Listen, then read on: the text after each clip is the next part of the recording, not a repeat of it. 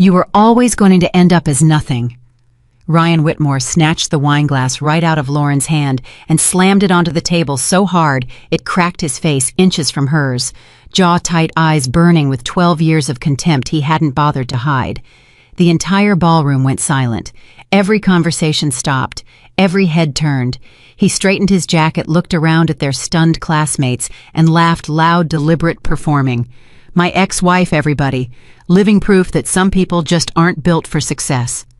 What Ryan Whitmore didn't know, what nobody in that room knew, was that the woman he just humiliated in front of 200 people was worth more than everything he'd ever built combined.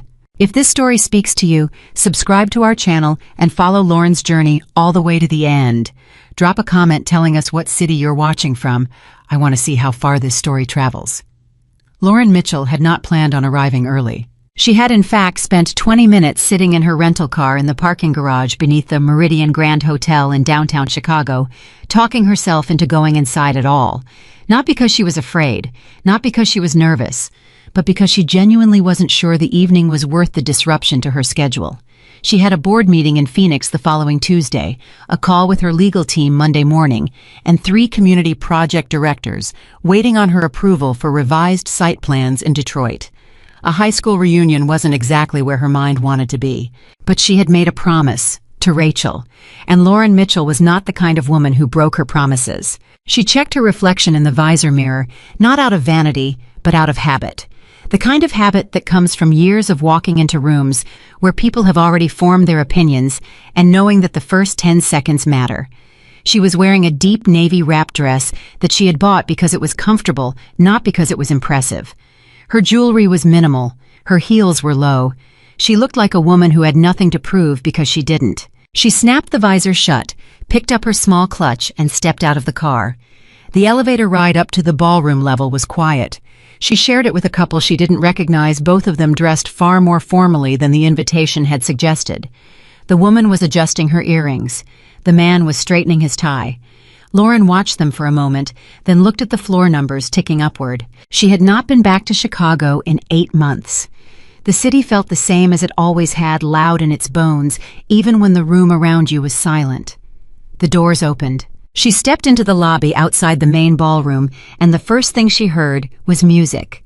Something from the late 90s, a DJ who had clearly been hired to trigger nostalgia. It worked. For exactly 3 seconds, something soft moved through Lauren's chest, a memory of being 17, of thinking the whole world was ahead of her, of believing with the unguarded certainty that only teenagers possess that her life was going to be extraordinary. Then she walked through the double doors and she heard his voice. "Oh, come on. You really think that deal goes through the city council is a disaster? I told my team last week if you can't read the political current, you have no business being at the table." She didn't need to see him to know. The voice was exactly the same. A little deeper maybe, smoother in the way that men get when they've spent years being told they're impressive. But the cadence was identical, that particular rhythm of someone who is always performing even when they think they're just talking. Lauren kept walking. She was scanning the room for Rachel when Ryan Whitmore turned around. Their eyes met across approximately 15 feet of event space. The moment lasted less than 2 seconds. Then he smiled. It was the kind of smile that doesn't start in the eyes. It starts somewhere lower, somewhere calculated, and moves upward like it's following a script. Lauren had seen that smile more times than she could count. She had once mistaken it for warmth. "Lauren!" He said it like he was solving a puzzle, like her face was an equation he needed a moment to balance. "Lauren Mitchell, is that really you?" She stopped walking. Not because she was surprised to see him. Rachel had warned her he'd been added to the guest list 3 weeks ago. She had processed that information, filed it, and moved on. What made her stop was the way the people around him turned. 6 or 7 of them, all in his orbit, all swiveling to look at her with the particular curiosity of people who have already heard a version of her story and want to compare it to the real thing. "Ryan," she said his name simply, not warmly, not coldly, just as a fact. I was already moving toward her hand, extended, the smile fully deployed. He was wearing a charcoal suit that probably cost more than Lauren's first car. His cufflinks caught the light. His hair was shorter than she remembered, edged with silver at the temples in the way that magazines describe as distinguished.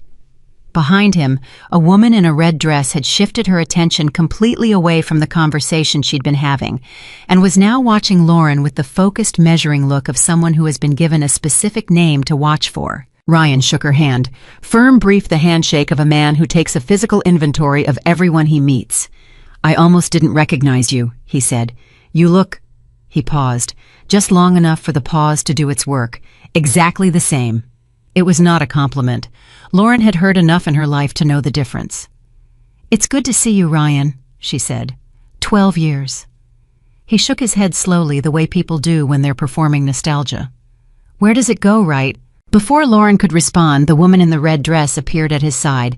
She slipped her arm through Ryan's with the practiced ease of someone who has done it 10,000 times and knows exactly what it communicates. "Introduce me," she said. Ryan put his hand over hers. "This is Victoria, my wife. Victoria Hayes." Lauren would learn her last name later, extended her hand with a smile that was genuinely beautiful and entirely empty. "So you're Lauren. Ryan's mentioned you." "Has he?" Lauren shook her hand.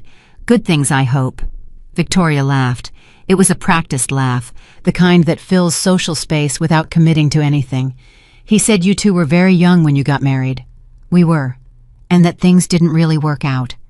Victoria tilted her head just slightly, not enough to be rude, exactly enough to make a point. "They didn't," Lauren agreed, "and then they did, just differently than either of us expected." Ryan jumped back in before Victoria could respond. He had sensed something in Lauren's answer that he didn't entirely like, and his instinct.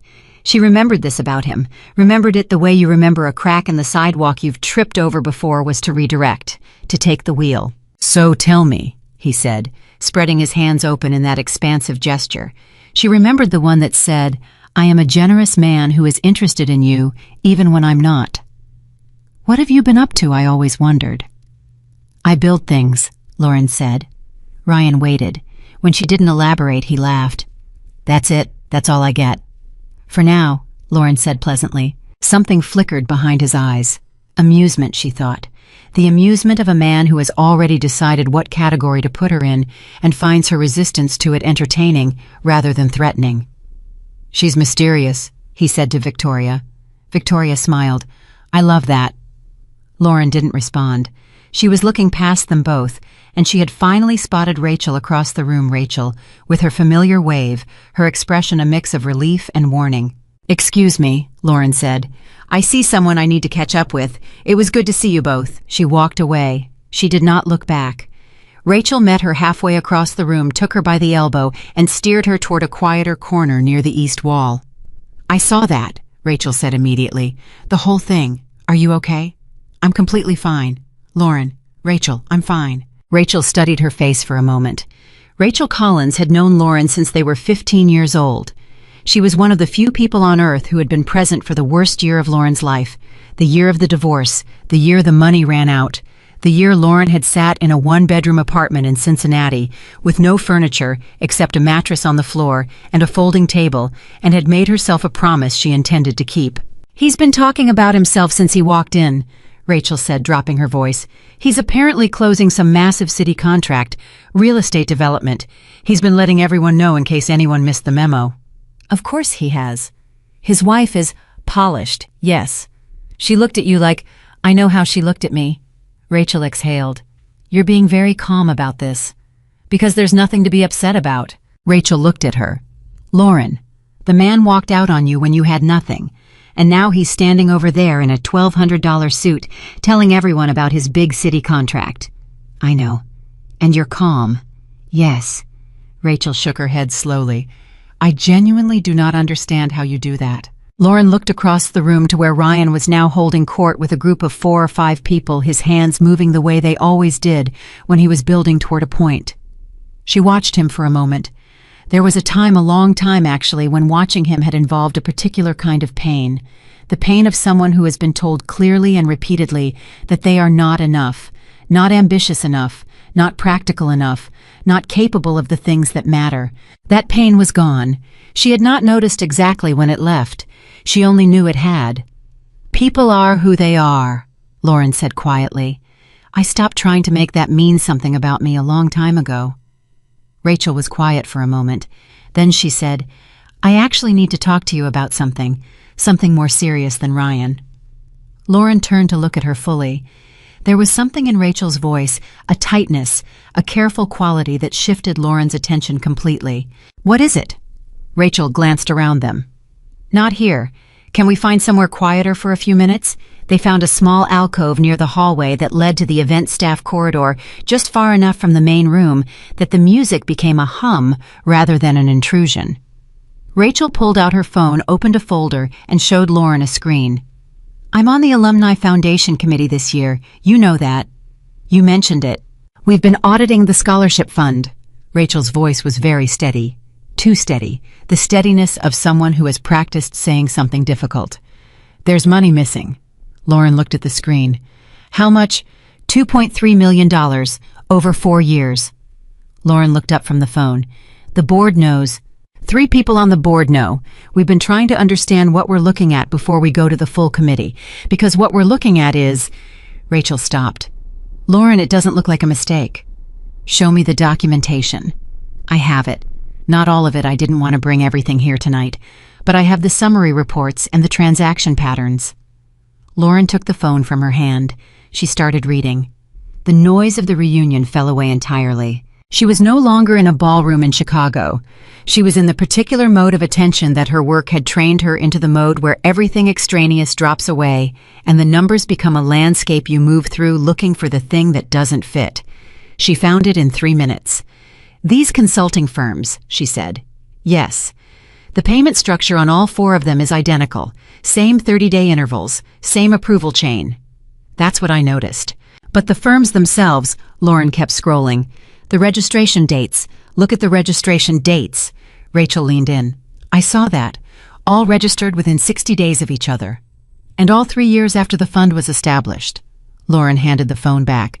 Someone didn't discover an opportunity. They built one, very methodically. Rachel stared at her. How are you doing that? It took our committee accountant 2 weeks to get to what you just said in 3 minutes. Lauren looked at her evenly. Because I've spent 10 years learning how financial systems get corrupted. You learn to recognize the architecture. Rachel opened her mouth, then closed it, then said, Lauren, how much of what you do, of what your company does, is real estate? All of it. What kind of real estate? The kind most developers don't want to touch. Abandoned lots, distressed neighborhoods, properties that need 10 times more work and half the return of conventional development. Lauren paused. Which is why it took me 5 years before we were profitable. And now, Lauren said nothing for a moment. Then, now we build things. The same answer she'd given Ryan, but this time it landed differently. Rachel heard something in it. A weight, a specificity. Lauren, she said slowly, how big is your company? Before Lauren could answer, they heard the sound of a microphone being adjusted at the front of the room. A voice, the reunion coordinator, a cheerful man named Greg, who had also organized their senior prom, asked everyone to start making their way back to the main hall for the evening's presentations. We'll talk more, Lauren said. Get me the full documentation before tonight is over. Rachel nodded. There's something else. The money, when I traced the downstream payments, some of them connected to a real estate LLC. I don't have the full chain yet, but the LLC has city contracts. Lauren's expression didn't change. Send me what you have. They walked back into the ballroom. Ryan was already moving toward the front of the room, gravitating naturally toward the center of things, the way he always had. He caught Lauren's eye as she walked in and gave her a small proprietary nod. The nod of a man who is about to put on a show and wants to make sure you have a good seat. Lauren found a table near the center of the room and sat down. The coordinator. Greg was already midway through a welcome speech that involved the phrase, "This incredible journey we've all been on," used 3 separate times.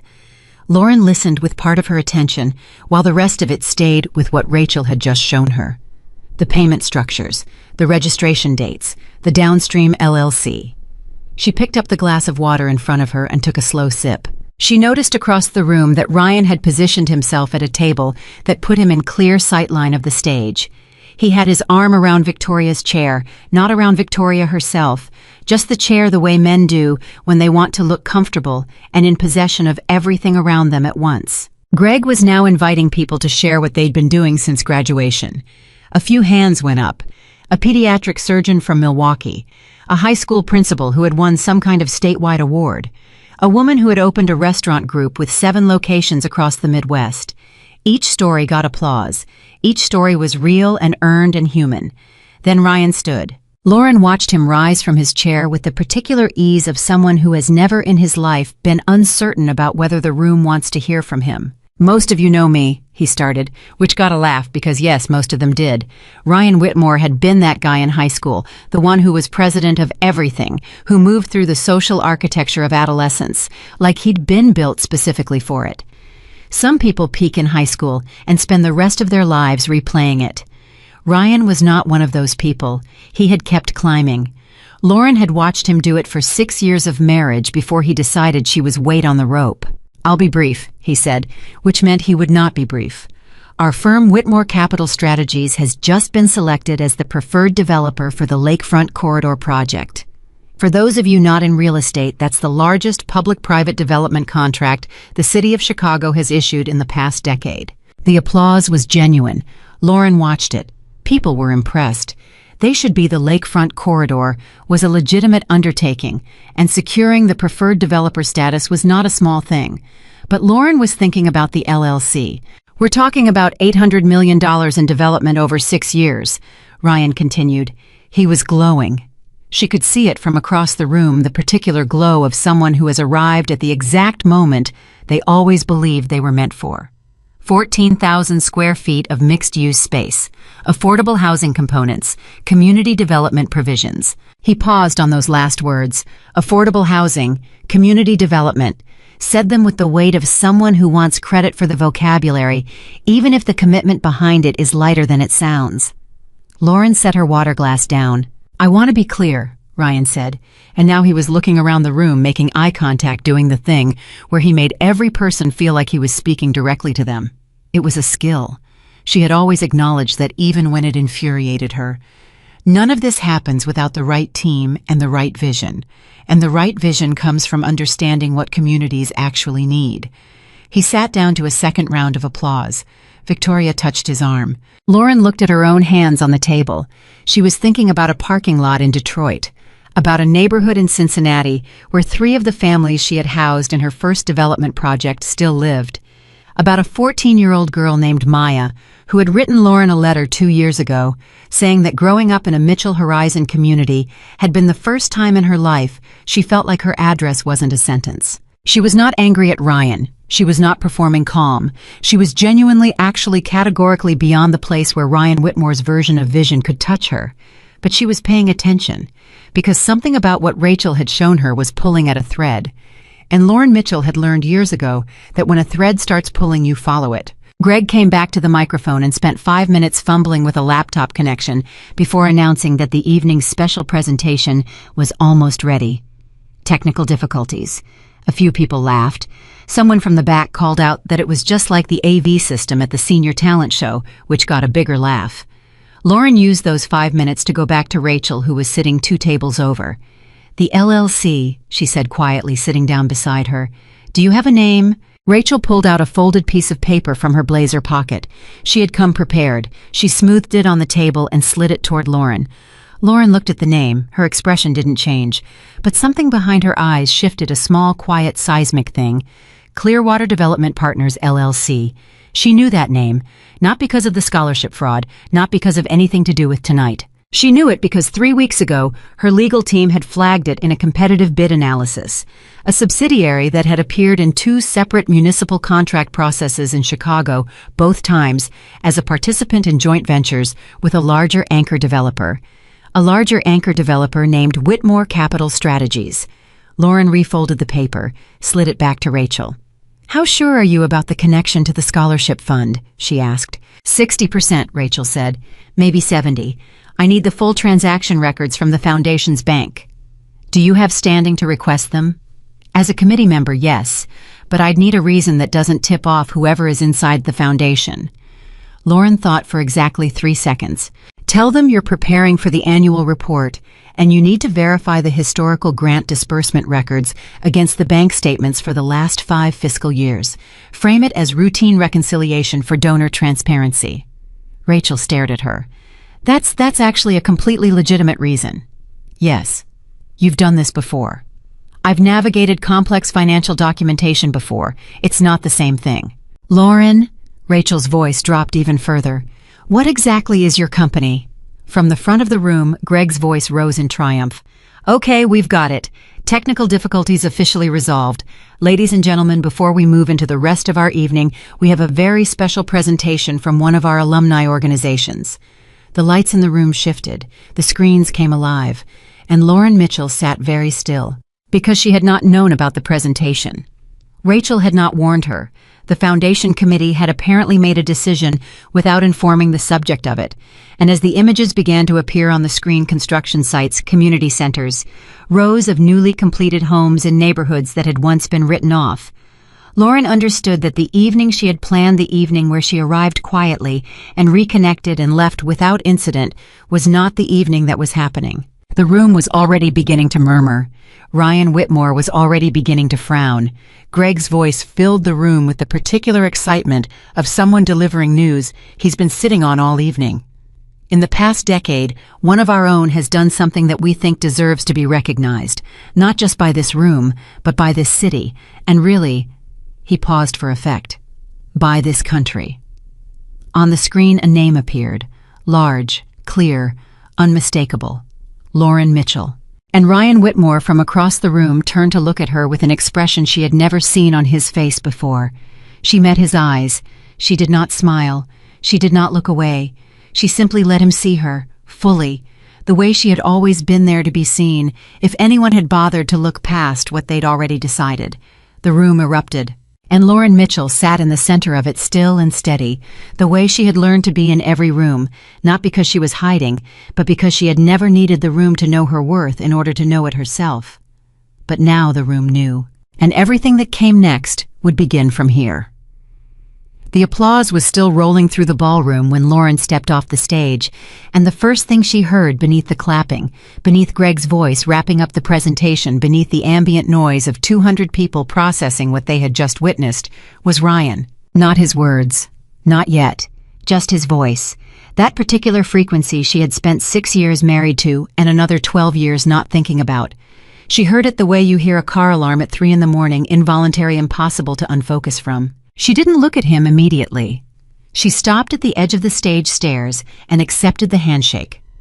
Greg offered her, thanked him quietly, and then turned toward the room with the composed, measured presence she had spent years building into muscle memory. The kind of presence you develop not from confidence classes or leadership seminars, but from having been genuinely broken and having had to locate yourself again in the wreckage. The room was still warm with applause. People were on their feet near the back. She recognized a few faces: Thomas Brennan, who had been in her AP English class and was now apparently a federal judge in Cincinnati; Diane Marsh, who had helped Lauren stuff envelopes for student council and was now principal of a school in Evanston. These were real people who had built real lives, and the fact that they were standing for her made something move quietly in her chest. Then she found Ryan's face. I was not standing. He was seated at his table, very still, his hands flat on the surface in front of him, his expression doing something complicated that Lauren recognized as the specific rearrangement a certain kind of man performs when the ground shifts beneath him, and he refuses to let anyone see him fall. Victoria had her hand on his arm. She wasn't clapping either. Lauren walked down into the room. Rachel appeared beside her in seconds, materializing the way she always had at exactly the right moment, slightly breathless eyes bright with a mixture of elation and anxiety that Lauren found deeply familiar. "Did you know about that?" Lauren asked, keeping her voice level. "I swear to you I did not. The committee chair, Sandra Hollis, she apparently organized it 3 weeks ago and didn't tell anyone except Greg. I found out 10 minutes before it happened." Rachel paused. "Are you upset?" Lauren considered the question. "No, but I would have appreciated the warning." "I know. I'm sorry." Rachel glanced across the room to where Ryan was now standing, speaking to Victoria in a low, tight voice. "He looks like someone just told him his credit score." "Rachel, I'm just saying. Tell me more about the documentation you have, the full picture." Lauren steered them toward the bar, not because she wanted a drink, but because it was a natural destination that gave them somewhere to be. "Walk me through the timeline. Rachel pulled out her phone and opened the notes she'd clearly been building for weeks. Okay, the scholarship fund was established in 2011 when the Alumni Association did a major capital campaign. They raised $4.7 million over 3 years. The fund was supposed to generate annual scholarships for graduating seniors with financial need, 8 to 12 scholarships per year, $5,000 each. Who administered the fund? A 3-person subcommittee of the Alumni Board. The chair rotated every 2 years. The money was held in a foundation account at Midwest Community Trust Bank. And when did the disbursements to the consulting firms begin? 2019.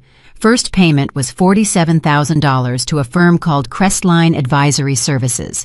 Over the next 4 years, payments went to 4 different firms: Crestline Pinnacle Resource Group, Bridgewater Consulting Associates, and Summit Strategic Solutions. Lauren absorbed this.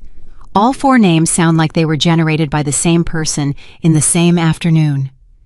Rachel almost smiled despite herself. That's exactly what I thought. But they're all legitimately registered LLCs, Illinois Secretary of State, real EIN numbers, real bank accounts. Real bank accounts where the money goes in and then goes somewhere else. Yes. Do you have the downstream transaction data? Partial. I was able to get 3 of the 4 firms' publicly available registration records, and I traced 2 of them to a registered agent firm in Naperville that also handles formation for... Rachel paused. She was reading from her notes now, careful, precise. 17 other LLCs registered between 2018 and 2022. Most of them are inactive, but 3 of them have filed with the city as certified minority-owned development partners. Lauren stopped walking, not because she was shocked, but because the shape of what Rachel was describing had just clicked into a recognizable form, the way a puzzle piece you've been holding wrong suddenly rotates and finds its place. Development partners eligible for preferential scoring in municipal contract bids, Lauren said. It wasn't a question. Rachel looked at her. Yes, how did you know that? Because that's the play. You use the scholarship fund to capitalize the shell companies. The shell companies establish paper histories as minority development partners. The minority development partner status gives you weighted scoring advantages in public contract bids. You're not stealing $2.3 million. You're buying $2.3 million worth of access to contracts worth 10 times that. The bar was in front of them. A woman in a white jacket asked if she could get them anything. Lauren asked for sparkling water. Rachel ordered the same without looking up from her phone. Lauren, Rachel said carefully, the Lakefront Corridor Project, the contract Ryan just announced his company secured. Yes. One of the shell company's Clearwater Development Partners is listed as a subcontractor on the Lakefront bid, as a certified minority development partner. The sparkling water arrived. Lauren picked up her glass and took a single slow sip. How certain are you? She asked. The subcontractor listing is public record. It's in the city's procurement database. I pulled it this morning before I drove here. Rachel set her phone face up on the bar. Clearwater Development Partners, LLC, registered agent, the same Naperville firm that handles 2 of the scholarship fund recipients. Lauren looked at the screen for a long moment. Then she looked up. Across the room, Ryan was now circulating again. The initial shock had worn off, or he'd forced it off, and he was moving through the space with recovered ease, working the room the way he always did. Hand-extended laugh, deployed each interaction brief and calibrated. He stopped at the table of the pediatric surgeon from Milwaukee and said something that made the surgeon chuckle. He stopped at Diane Marsh's table and shook her hand with both of his. He was performing normalcy. Lauren had seen that performance before, many times. In the last year of their marriage, when she'd started asking questions he didn't want to answer. He had performed normalcy the way other people breathe automatically without apparent effort. It had taken her longer than she wanted to admit to understand that the performance was the answer, that the very smoothness of it was the information. Rachel, she said, I need you to understand something very clearly. Okay. What I'm going to tell you now does not leave this conversation tonight. Not to your committee, not to your chair, not to anyone. Do you understand? Rachel's expression shifted. She understood the register Lauren was using. It wasn't dramatic. It was precise. Yes. If what you're describing is accurate and the pattern suggests it is, then this is not a scholarship fund irregularity. This is a coordinated scheme involving the establishment of fraudulent entities to manipulate a public procurement process. That is federal territory. Mail fraud, wire fraud, possibly public corruption depending on where the connection to the contract approval process leads. Rachel had gone very still. Lauren, you cannot move on this through the alumni committee. If you trigger an internal investigation without proper handling, you will alert whoever is at the center of this and the documentation disappears. The LLCs dissolve, the bank accounts drain, you'll have nothing. Lauren paused. Do you know anyone at the Illinois Attorney General's office? I know a prosecutor in the Financial Crimes Division. We went to law school together. Can you get to her quietly, without it going through official channels yet? Just a preliminary conversation. Yes, I think so. Then that's your next step, before you pull the bank records, before you take anything to your committee chair.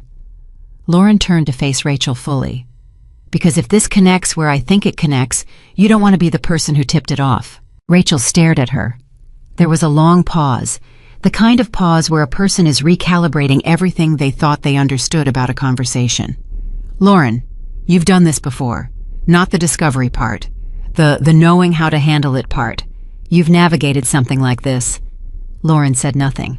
Your company, Rachel said slowly. What has your company actually been doing for 10 years? The bartender moved away to the other end of the bar. The music had shifted to something slower, something that suggested the evening was moving into its later, quieter phase. Across the room, Greg was at a table with a group of people looking at what appeared to be old yearbook photographs, laughing at something. Lauren set down her water glass. When I started Mitchell Horizon, she said, the first project was a 12-unit residential development on a condemned block in Cincinnati. The property had been abandoned for 9 years. The city had tried twice to attract developers, and both times the deals fell through. I bought the site for $400,000 at a distressed property auction. Rachel was listening with complete attention. I didn't have $400,000. I had $62,000 in savings, a business plan I'd spent 18 months writing, and a community development loan from a nonprofit lender that most commercial banks had never heard of. Lauren kept her voice even. I also had 3 city council members in Cincinnati who had been trying to move that block for 4 years, and a community coalition who'd been advocating for affordable housing in that neighborhood for longer than that. What happened? We built it. It took 2 years. Every single thing that could go wrong went wrong at least once. The contractor on the foundation work went bankrupt 4 months in. I replaced him with a woman I'd met at a construction industry conference who had never done residential development, but knew load-bearing structure better than anyone I'd ever spoken to. The financing nearly collapsed twice. The city permitting process added 7 months I hadn't budgeted for. Lauren paused. When we opened the first units, we had 42 applications for 12 apartments, all of them families who had been on the city's housing wait list for between 2 and 6 years. Rachel's voice was quiet, and that became Mitchell Horizon. That was the first Mitchell Horizon. The second was a 30-unit project in Louisville, then a 60-unit mixed-use development in Cleveland. Then we started getting approached by municipalities, cities that had distressed corridors and housing crises and no commercial developer interest, asking if we could come in. Lauren finally looked away from the room and back at Rachel. We've completed 43 projects in 11 cities. We currently have 11 projects in active development. We have 214 full-time employees and approximately 600 contracted workers across active sites. Rachel was quiet for a long time. The presentation tonight, she finally said. The foundation, they knew. The alumni relations team reached out to me 4 months ago. I agreed to let them feature the company's work in the context of community development. I didn't know they were planning a full presentation tonight. Lauren allowed herself a small dry note. I would have dressed differently. Rachel laughed, a surprised, genuine sound. Then she stopped herself. Ryan had no idea. No. When he was up there talking about affordable housing components and community development provisions, he was using the vocabulary, yes. And you were sitting there knowing, I was sitting there thinking about a shell company called Clearwater Development Partners and what it means that it's listed as a subcontractor on the city's largest public development contract in a decade. Lauren picked up her water again. Which is a more useful thing to be thinking about? Rachel shook her head slowly. You are the most frightening person I have ever been friends with. I mean that as the highest possible compliment. Before Lauren could respond, she heard footsteps behind her. Deliberate. approaching at the specific pace of someone who has decided to do something and is executing the decision before the second thoughts arrive. She knew the footsteps. She turned. Ryan stopped about 3 feet away. He'd come alone, no Victoria, no entourage, no managed context. That itself was information. Ryan Whitmore, without an audience, was a different instrument than Ryan Whitmore performing for a crowd, and the fact that he'd approached her without his support structure meant the thing he needed to say was something he didn't want witnessed. His face had been reconstructed. She could see the reconstruction, the easy confidence back in place, the jaw relaxed, the shoulders set just right. He'd taken a few minutes somewhere to put himself back together, and he'd done a creditable job of it. But the eyes were working too hard. "Hell of an evening," he said. "It has been," Lauren agreed. He glanced at Rachel.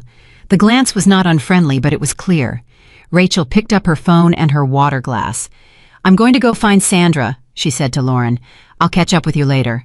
She moved away. Ryan watched her go, then turned back to Lauren. He looked at her for a moment in the way she remembered that particular combination of appraisal and recalibration that he performed whenever reality failed to conform to his existing model. "I didn't know," he said. "You said that already, outside when you grabbed my wrist." Lauren kept her voice completely neutral. "You didn't know then either." Something moved behind his eyes. "I owe you an apology for that."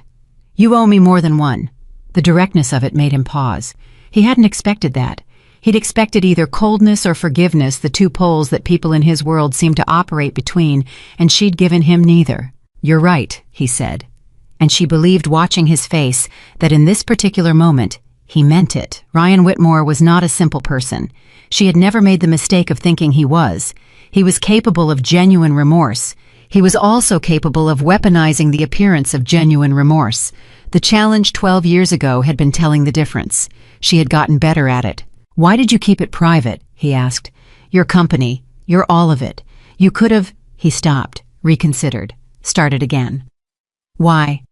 "Because I wasn't doing it for an audience," Lauren said. "I wasn't doing it to show anyone anything. I was doing it because the work mattered, and because I was capable of doing it, and those were the only two reasons I needed." He was quiet for a moment. "And now, does it bother you that people know? Does it bother me that people know about the work we've done, that communities we've helped are being recognized?" Lauren looked at him evenly. "No, Ryan, that doesn't bother me. I meant—" He paused, exhaled. "I meant, does it bother you that I know?" Lauren said nothing for a moment. The honest answer was complex. The true answer was that it bothered her less than she might have expected, and for reasons that had nothing to do with triumph. "What bothers me," she said finally, "is that it took a presentation in a hotel ballroom for you to look at me the way you're looking at me right now." He flinched. It was small, barely visible, but it was real. "Lauren, you looked at me all through dinner the way you always looked at me, like the conclusion was already written, and the only question was whether I knew it yet." She kept her voice steady, not accusatory, just factual. "That's what bothers me. Not you, not tonight. The habit. That you could look at another person for an entire evening and see nothing but what you'd already decided to see." Ryan opened his mouth, closed it. For a moment, and she recognized this moment had seen it only a handful of times in 6 years of marriage, his face did something genuine. The performance dropped. The construction fell away. And what was underneath was not a villain. It was a man who was tired and proud and afraid, and had spent so long running from all three of those things that he no longer knew they were driving him. "I should have seen it," he said. His voice was quieter than it had been all night. "I should have seen you. I didn't. And I lost something I didn't understand I had." Lauren looked at him for a long moment. "You didn't lose me, Ryan. You left." She said it without heat. "Those are different things, and I think some part of you knows that." Before he could respond, Victoria appeared at his elbow. She had been watching from a distance. Lauren had been tracking her in her peripheral awareness for the last 2 minutes, and the expression she was wearing was carefully assembled, but not quite finished. There were things moving behind it that hadn't been there earlier in the evening. "Ryan," Victoria said pleasantly. Too pleasantly. "Sandra Hollis is looking for you. Something about the foundation presentation." Ryan straightened. The moment closed. The performance reassembled itself quick and practiced like a reflex. Of course. He looked at Lauren once more. Something in the look was different from everything that had come before it tonight. She cataloged it without analyzing it. There would be time for that later. "It was good to see you, Lauren. It really was." He walked away with Victoria. Lauren watched them go. Then she turned back to the bar and picked up her water and breathed slowly the way she had learned to breathe in the years after the divorce, when breathing itself had sometimes required intention. Her phone vibrated in her clutch. She pulled it out. A message from her chief legal officer, James Whitfield. He was in Phoenix, which meant it was 2 hours earlier there, which meant he was still at his desk at 9:30 on a Friday night, which was very James. The message said, "You asked me 3 weeks ago to flag anything that came up on Clearwater Development Partners, LLC. Something came up." Lauren looked at the message for a moment. Then she typed back, "Tell me." The response came in 40 seconds. "An anonymous tip came in to our competitive intelligence firm this afternoon. Claims Clearwater's minority certification was obtained using falsified organizational documentation. The source says there's a paper trail. They want to talk to someone who will actually do something with the information." Lauren stared at the screen. Someone else had found the thread. Someone else was already pulling it. She typed, "Have the firm set up a call for Sunday morning. Tell them we will listen, and we will know within 10 minutes whether the information is credible. Do not tell them who the call is with. Sent." She put the phone back in her clutch.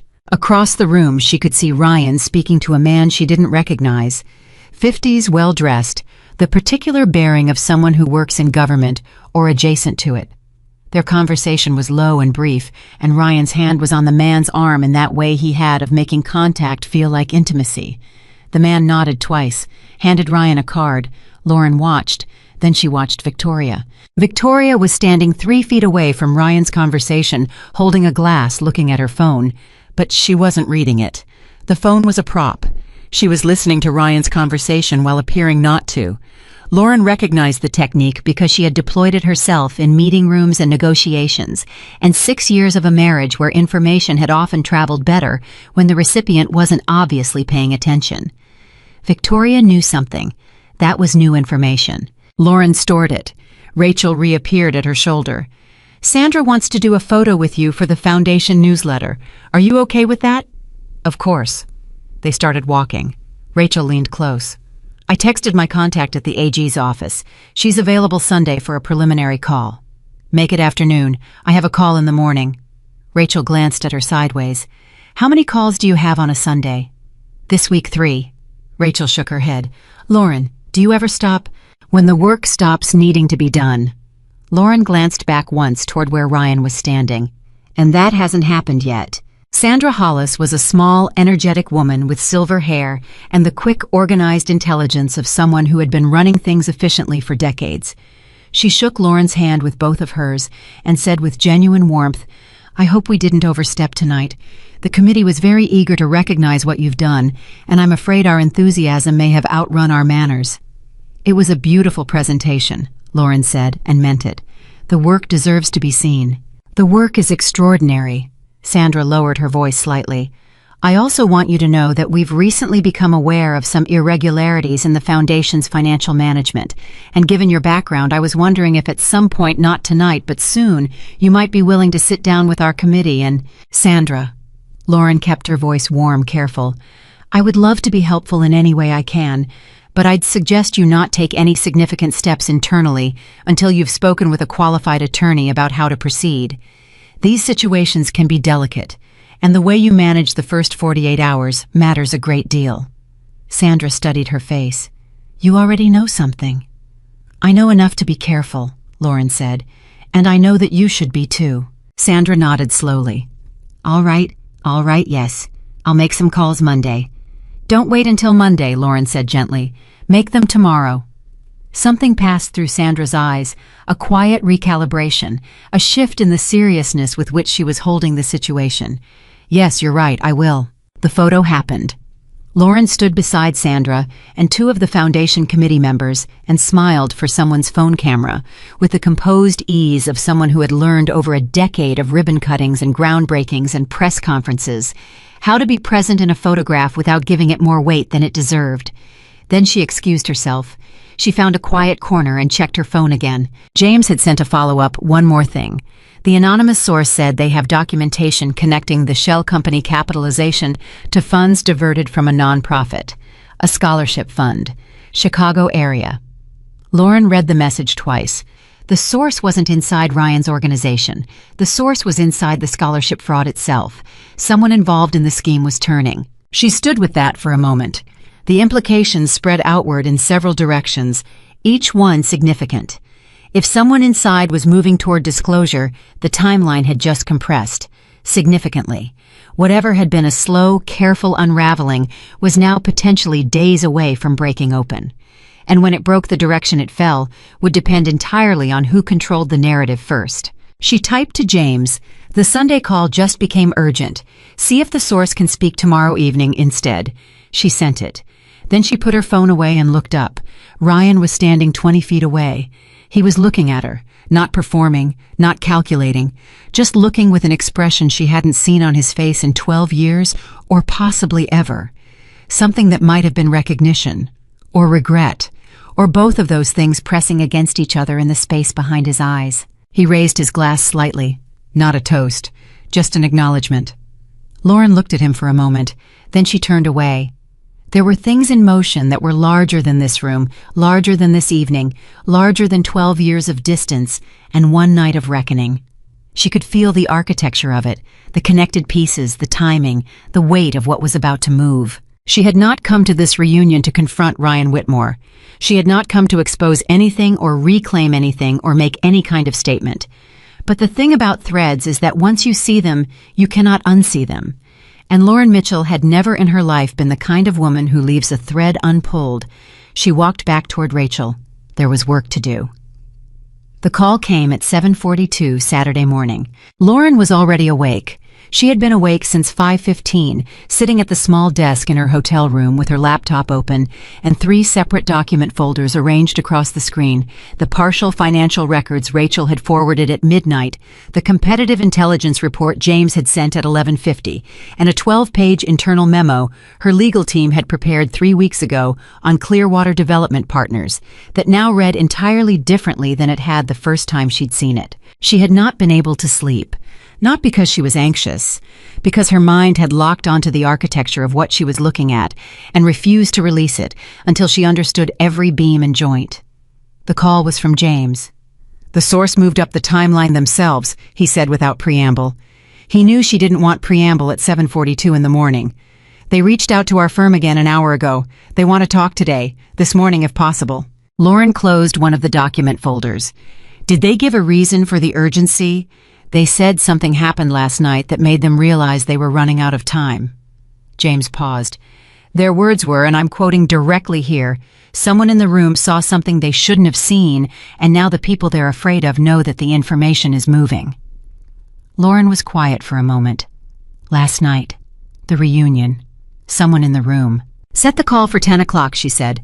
"I want you on it, and I want Eleanor." Eleanor Tran was Mitchell Horizon's outside counsel, a former federal prosecutor who had spent 8 years in the DOJ's fraud section before going into private practice.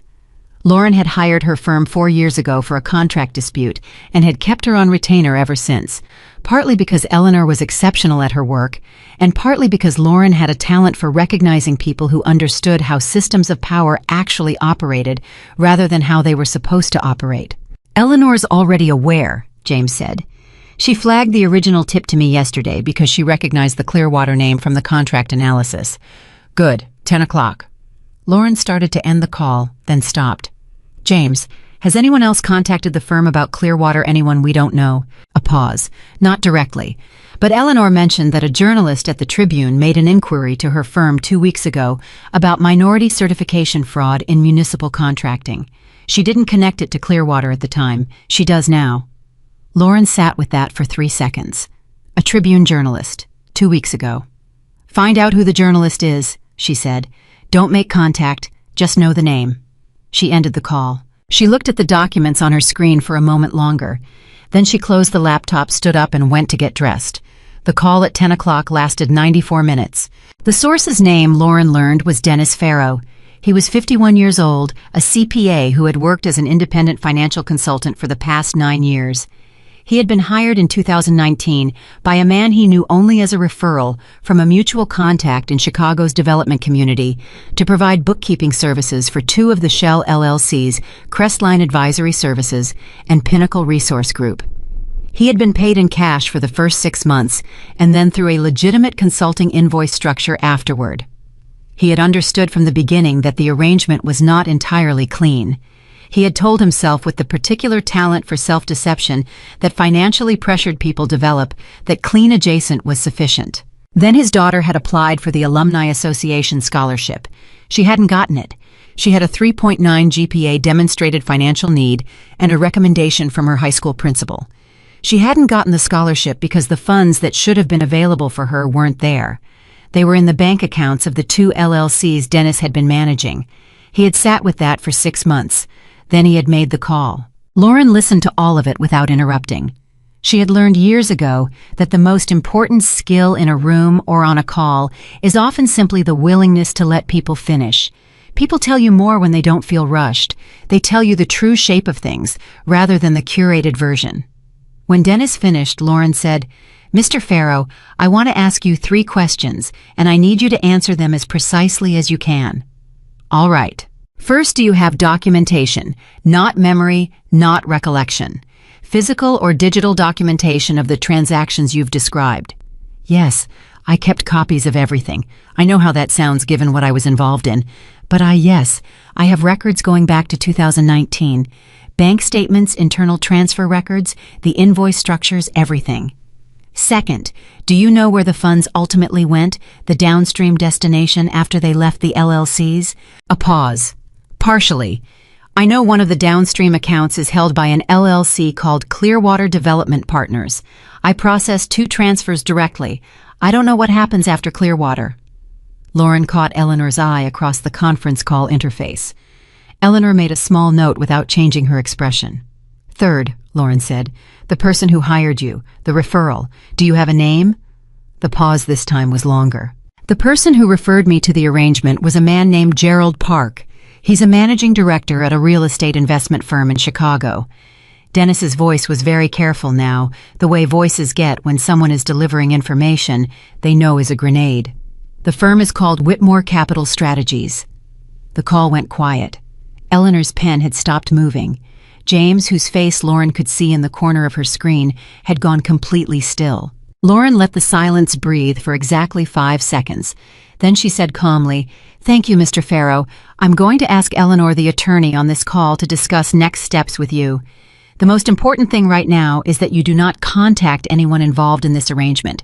You do not destroy or move any documentation, and you understand that what you've described constitutes potential criminal liability, that an attorney can help you navigate toward the best possible outcome. Do you understand that?" "Yes," Dennis said.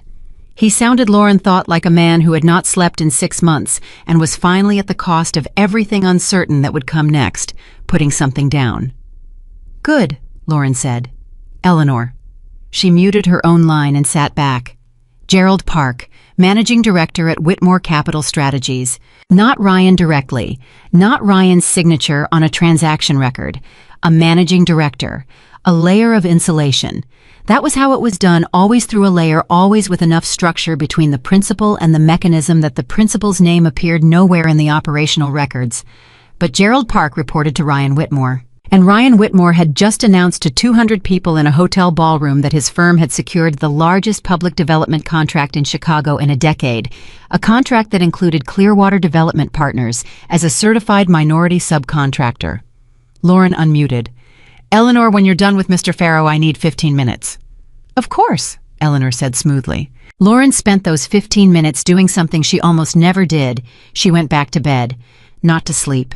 To be horizontal and quiet and let her mind work without the forward pressure of doing.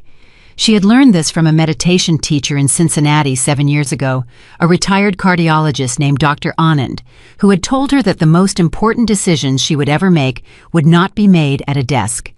They would be made in the space between intention and action, if she could learn to stay in that space long enough. She stared at the ceiling. The shape of what she was holding was this: a man she had once been married to, appeared to be through the actions of someone who worked directly for him, connected to a scheme that had defrauded a nonprofit scholarship fund, used the proceeds to capitalize fraudulent minority-owned business entities, and leveraged those entities to secure weighted advantages in a public procurement process worth hundreds of millions of dollars. She did not know and could not yet know how much Ryan himself knew. That was a critical distinction. The difference between a CEO who designs a scheme and a CEO who creates the conditions under which ambitious subordinates design schemes and then doesn't ask questions. That distinction was the difference between criminal exposure and civil liability, between federal charges and regulatory penalties. She also did not know whether Ryan's approach to her last night, the moment of genuine seeming remorse, the acknowledgement, the glass raising, was authentic or strategic. Whether he had genuinely been moved by what the evening revealed, or whether something in his information network had already signaled to him that a thread was being pulled and he was beginning to manage his exposure. Both were possible. Ryan Whitmore was capable of genuine feeling and strategic thinking simultaneously.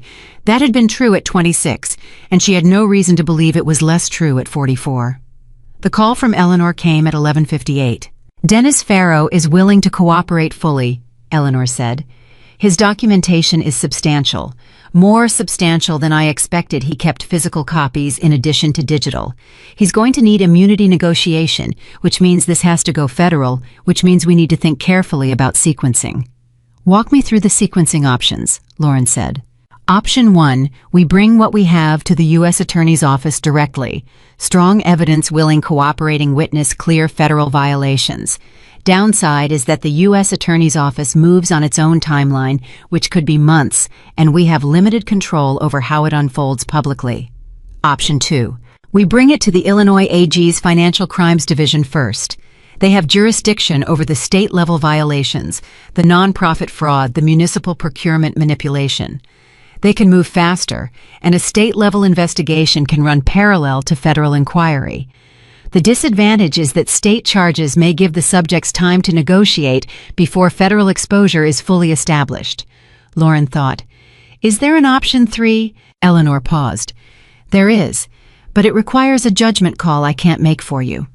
Another pause. "The Tribune journalist. If the documentation goes to investigative press before or simultaneous with law enforcement contact. The public exposure prevents evidence suppression and makes the investigation politically undeniable. It also means the story breaks on a timeline you don't control with framing you don't control." Lauren stared at the ceiling. "The Tribune journalist's name," she said. "Did James find out? Maya Chen. She's been covering municipal contracting and public procurement for 4 years. She won an IRE award 2 years ago for a series on bid rigging in suburban Cook County." Lauren knew the name. She had read the series. "She's good," Lauren said. "She's very good," Eleanor agreed. Lauren made her decision in the same moment she recognized she'd already made it. "We go to the AG's office first. Rachel Collins has a contact there. I want Rachel in the room for that conversation because she has Foundation Committee standing that gives her independent documentary access. Then we notify the U.S. Attorney. The Tribune contact happens only after law enforcement is formally engaged. I won't be the source of a story that runs before there's a legal process protecting the cooperating witness." "That's the right call," Eleanor said. "I'll draft the AG referral package this afternoon." "Eleanor," Lauren sat up, "none of this connects back to Mitchell Horizon officially. I am providing information to law enforcement as a private citizen with relevant knowledge. My company is not a party to any of this." "Understood. Though I want to flag your company as a competitor in the same municipal development space. If this results in Whitmore Capital's lakefront contract being voided, Mitchell Horizon is a potential beneficiary. That's a conflict that will need to be disclosed at some point." "Then disclose it," Lauren said, "honestly and proactively. I'm not interested in pretending we exist in a vacuum." She paused. "But that's a later problem. Right now I need the referral package." She ended the call. She sat on the edge of the bed and looked at her hands for a moment. There was a feeling she was navigating carefully, a feeling that she recognized as dangerous, not because it was dark, but because it was satisfying. The particular satisfaction of watching something you've understood before others understood, it begin to resolve into visible consequence. She had felt this feeling once before, in the last year of her marriage when she had finally understood clearly what Ryan was doing. Not the specifics of any particular deception, but the pattern of it, the way he built structures that protected his self-image at the expense of truth, and she had felt in understanding it a grim kind of satisfaction that had frightened her because it looked from certain angles like wanting him to fail. She hadn't wanted him to fail then. She didn't want him to fail now. She wanted the families who had been denied scholarship money to get it back. She wanted the minority developers who had been crowded out of contracts by fraudulently certified competitors to have a fair process restored to them. She wanted Dennis Farrow's daughter to have access to the education that money was meant to fund. Those were the things she wanted. What happened to Ryan in the process of those things being corrected?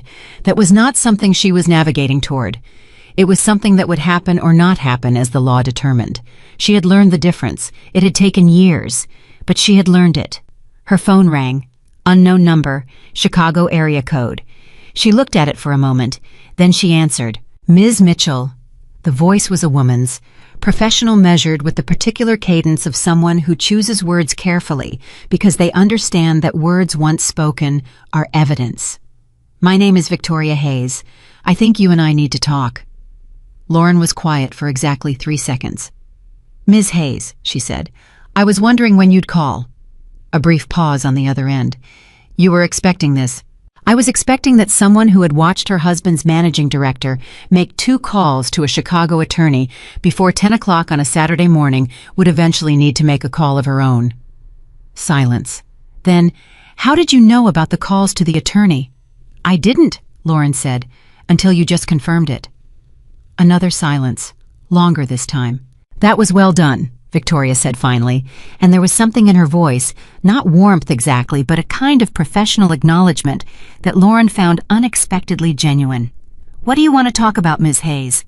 I want to talk about what's coming, and I want to talk about it before it arrives while there are still choices to be made. Victoria's voice was steady, but Lauren could hear something beneath it. Not fear exactly, more like the sound of someone who has been holding something very heavy for a very long time and has decided that today is the day they put it down. I've known about Clearwater for 14 months. Lauren said nothing, waited. I didn't know about the scholarship fund until 6 weeks ago. Ryan didn't know I'd found the Clearwater connection. I found it independently through the firm's financial statements when I was trying to understand a capital allocation that didn't make sense. Victoria paused. I'm a CFA. Before I married Ryan, I ran structured finance for a mid-sized asset manager in New York. I know what legitimate development financing looks like, and I know what shell-capitalized procurement manipulation looks like. And you've known for 14 months, Lauren said, and said nothing. No, Victoria's voice didn't waver. I said something. To Ryan, 14 months ago. He told me I was misreading the structure, that Clearwater was a legitimate partnership, that Gerald had handled everything properly. A pause. I knew he was lying, and I stayed. Why are you calling me? Lauren asked. Because last night I watched 200 people stand up for what you've built, and then I watched Ryan spend the drive back to the hotel, telling me why your success was less impressive than it appeared. Victoria's voice shifted something harder underneath, now something that had been compressed for a long time. And I thought I have been in this car before, not this literal car, but this conversation, where someone's achievement is minimized by someone who is threatened by it. I was in this conversation myself once 15 years ago with a different man. I told myself I would never be in it again. Lauren sat very still. What I'm telling you, Victoria continued, is that I have documentation, 14 months of documentation that I've been quietly building because I knew the moment Ryan lied to my face that I needed to know where every dollar went before I made any decisions. I have internal firm communications. I have capital flow records. I have a chain of email correspondence between Ryan and Gerald Park discussing Clearwater's certification application that... She stopped. That will be very significant to the people who need to see it. Lauren took a slow breath. This was the twist she hadn't seen coming, not the source inside the scheme she'd been tracking that thread since the call with Dennis Farrow. The source inside Ryan's marriage. The source who had access not to the operational records, but to the strategic communications. The emails where people say what they actually mean because they believe they're safe. Ms. Hayes, Lauren said carefully, I need to ask you something directly. Go ahead. Are you doing this to protect yourself, to expose your husband, or to do the right thing? A long pause. Honestly, all three. And I think you're sophisticated enough to know that those motivations don't cancel each other out. They compound. They do, Lauren agreed. I need you to speak with my attorney. Today, if possible. Her name is Eleanor Tran. She's a former federal prosecutor, and she will handle what you give her with appropriate legal care. I know Eleanor Tran's work, Victoria said. I was hoping you'd say her name. Lauren almost smiled. You did your research. I do my research, Victoria said. Always. After the call ended, Lauren sat without moving for a full minute. Then she called Eleanor back. We have a second source, she said. Internal, strategic-level communications. This changes the sequencing. Eleanor's voice sharpened immediately. How internal? The executive level. And Eleanor, what she has isn't operational. It's intentional. We're not talking about a managing director who ran a scheme under a negligent CEO. We're talking about correspondence that will establish what the principal knew and when he knew it. The silence that followed was brief and dense. Lauren, Eleanor said quietly, if what you're describing holds up, I know. This isn't a civil matter anymore. I know. Ryan Whitmore is potentially looking at...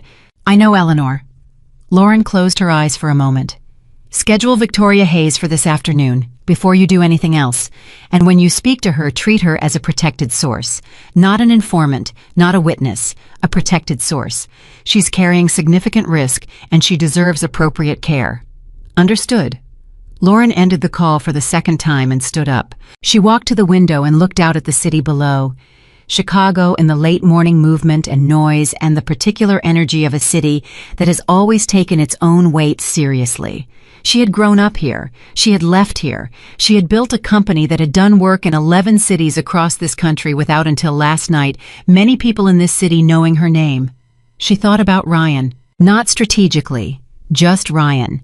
The man she had been married to at 26, the man who had walked out of a Cincinnati apartment on a Thursday afternoon in February, pulling a rolling suitcase and said with a kind of exhausted finality that she had at the time mistaken for cruelty, but now understood was also a form of honesty, that he did not believe they were going anywhere together, and he wasn't willing to wait anymore to find out. He had been right that they weren't going anywhere together. He had been wrong about everything else. She had spent a long time being angry about the wrong he had been. She had spent longer letting go of the anger. And now she was standing in a hotel room in the city where she grew up, holding information that was going to change his life in ways neither of them had anticipated 24 hours ago. And what she felt was not satisfaction and not sorrow.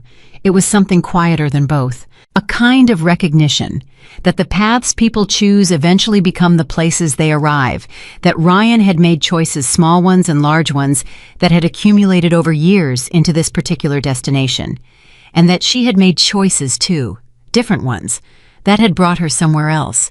She turned away from the window. There was still work to do. Rachel called at 12:43, voice tight with contained urgency. Sandra Hollis just called me. Someone on the foundation board reached out to her this morning asking her to delay any financial audit requests until after the lakefront contract is formally executed next week. They said it was to avoid confusing the optics for the city's development office. Lauren's jaw tightened. Who on the board made the call?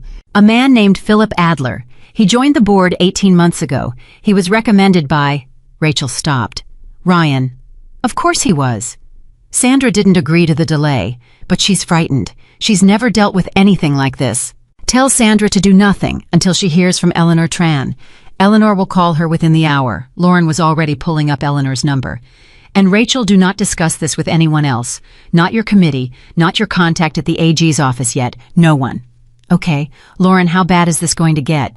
Lauren thought about Dennis Farrow's documentation, about Victoria Hayes and correspondence, about Philip Adler calling Sandra Hollis on a Saturday morning to ask her to delay an audit.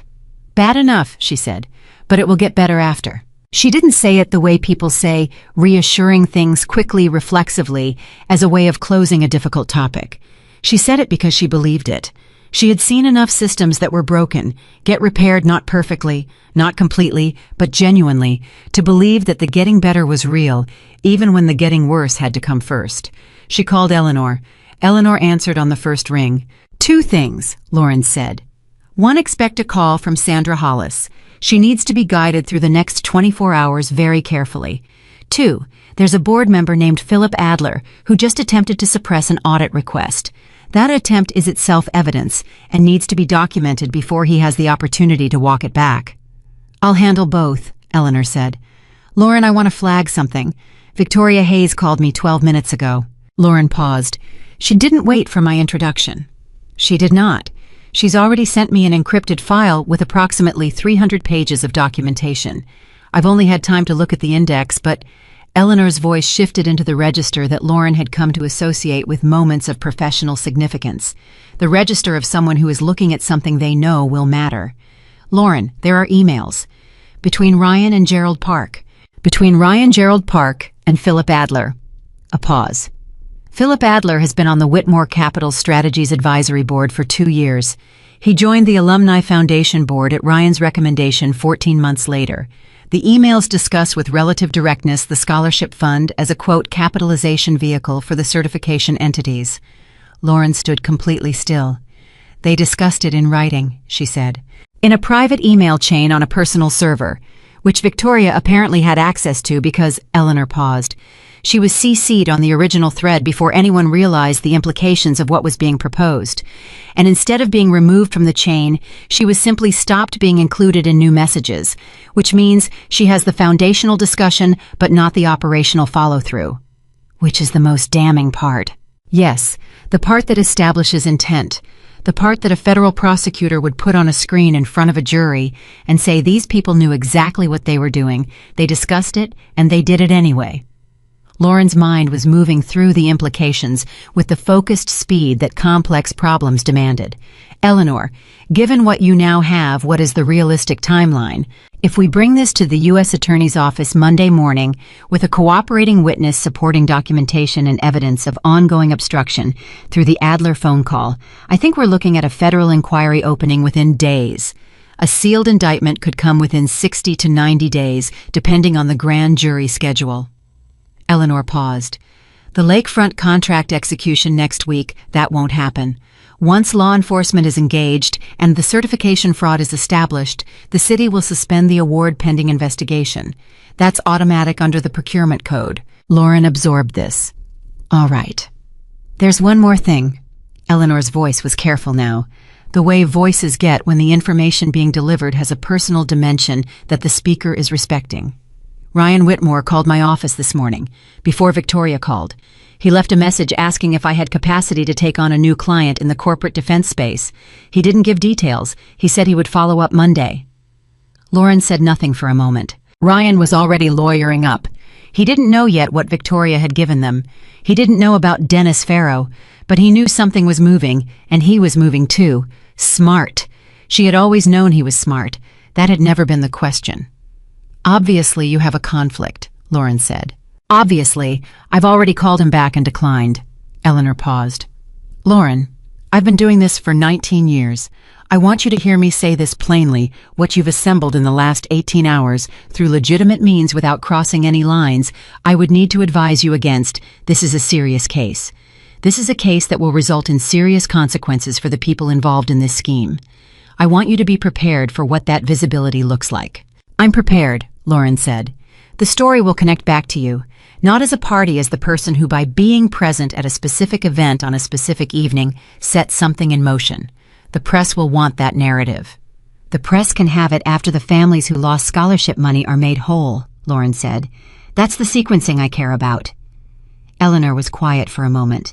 Then, I'll have the referral package ready by 6 o'clock tonight. Thank you, Eleanor. Lauren put her phone down on the desk.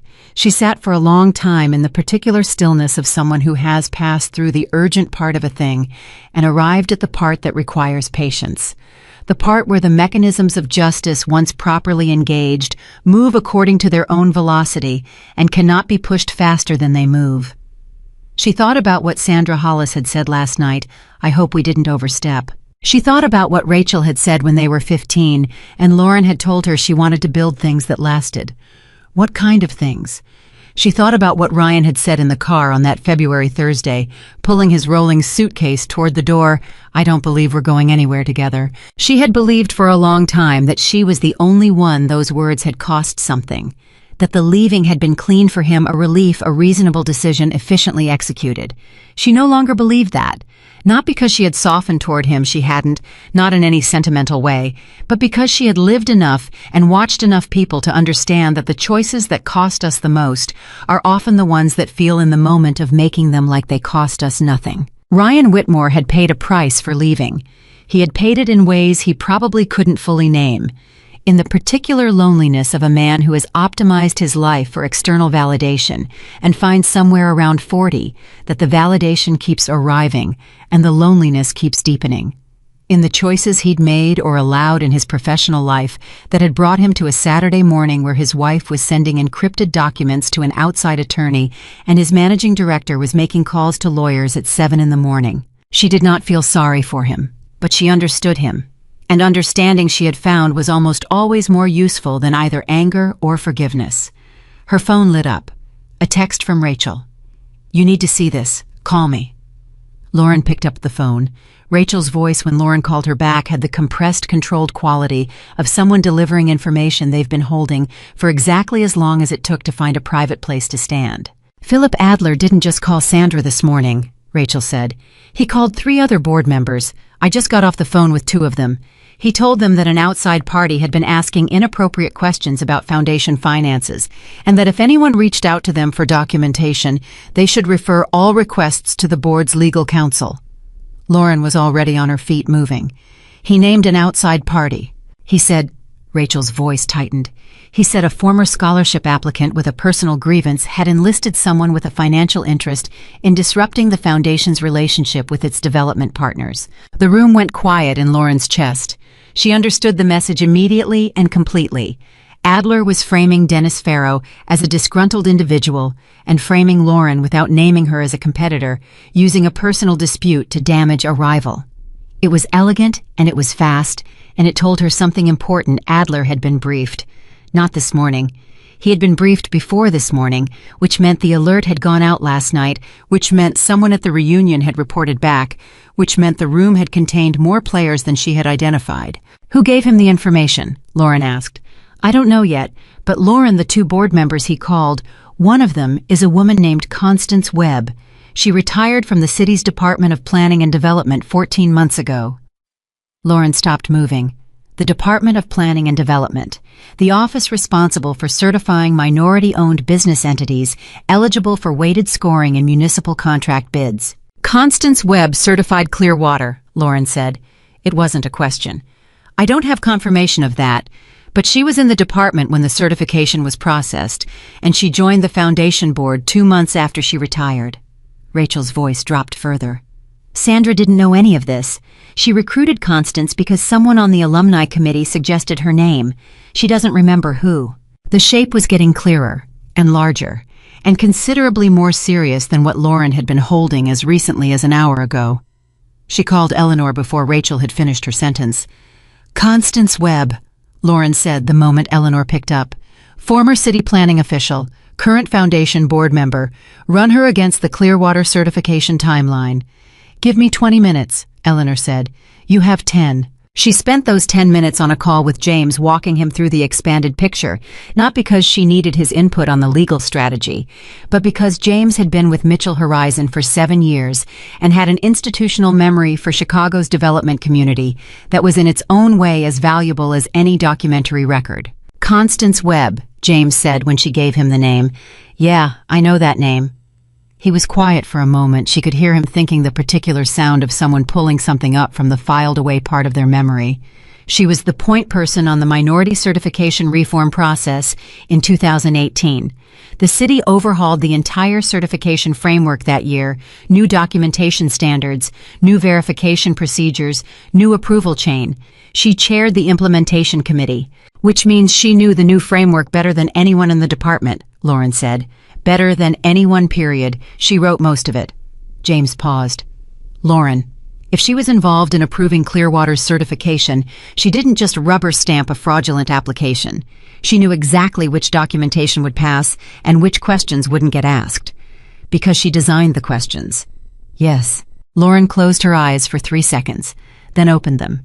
James, I need a complete public record pull on every minority certification approved through the city's development office between January 2019 and December 2022. Cross-reference with the registered agent firm in Naperville. I want to know if Clearwater was the only fraudulent entity that went through that certification window, or if there are others. A brief pause. That's a significant pull. Public records requests can take... I'm not talking about a formal FOIA request. I'm talking about what's already in the public procurement database. The approved certifications are published. Compare the published list against the Naperville Registered Agents Formation records, which are also public. This is a joint operation on 2 public datasets. It should take your team 4 hours. 3, James said. I'll call you when we have it. Eleanor called back in 11 minutes. Constance Webb signed the Clearwater Development Partners certification approval, Eleanor said. Her voice had the particular flatness that Lauren had come to associate with moments when Eleanor was keeping her own reactions carefully separated from the information she was delivering. The signature is on the certification document filed with the city. It's a public record. I'm looking at it right now.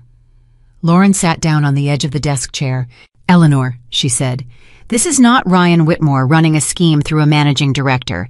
This is a coordinated arrangement involving a city official who corrupted the certification process from inside the regulatory structure itself. That's a federal public corruption charge, Eleanor said quietly. On top of the fraud, on top of the procurement manipulation. Lauren, what you've assembled here, this is not a civil case. This is not even primarily a case about Ryan Whitmore. This is a case about a corrupted certification infrastructure that has been manipulating public contracting in this city for at least 4 years. The weight of that landed in the room and stayed. How many contracts? Lauren said, not as a question, as a thought arriving in spoken form. We don't know yet, but if the certification was compromised at the approval level, and if Clearwater was used as a template, then every contract awarded with Clearwater as a certified minority partner is potentially tainted. And every contract where competing minority-owned developers were scored against Clearwater's fraudulent certification was an unfair process. Yes, Eleanor said. Lauren thought about the families that hadn't gotten contracts. The legitimate minority-owned development firms that had competed honestly against a company that had bought its certification with stolen scholarship money. The communities those firms could have built. The jobs, the housing, the ordinary, unremarkable human infrastructure of neighborhoods where people raise children and age and need the built environment to hold them properly. The anger she had been managing very carefully since yesterday evening moved through her in a slow, clean wave. Not the hot anger of personal affront, the colder, more purposeful anger of someone who understands exactly what was taken from people who couldn't afford to have anything taken. Monday morning, Lauren said. U.S. Attorney's Office. I want you, me, James Dennis Farrow's representation, and Victoria's documentation in the room. No AG referral first, this is federal from the start. The scope is too large for a state-level entry point. Agreed, Eleanor said immediately. I'll make the call this afternoon to the duty assistant and request an emergency appointment. Given what we have, they'll take the meeting. One more thing, Lauren said. Before Monday, I need to know who at the reunion last night reported back to Adler. Because that person either knows enough to be a liability or is being used without understanding what they're in the middle of, and I need to know which. How do you plan to find out? By asking the right person the right question. Lauren stood up. I'll call you before 6. She hung up.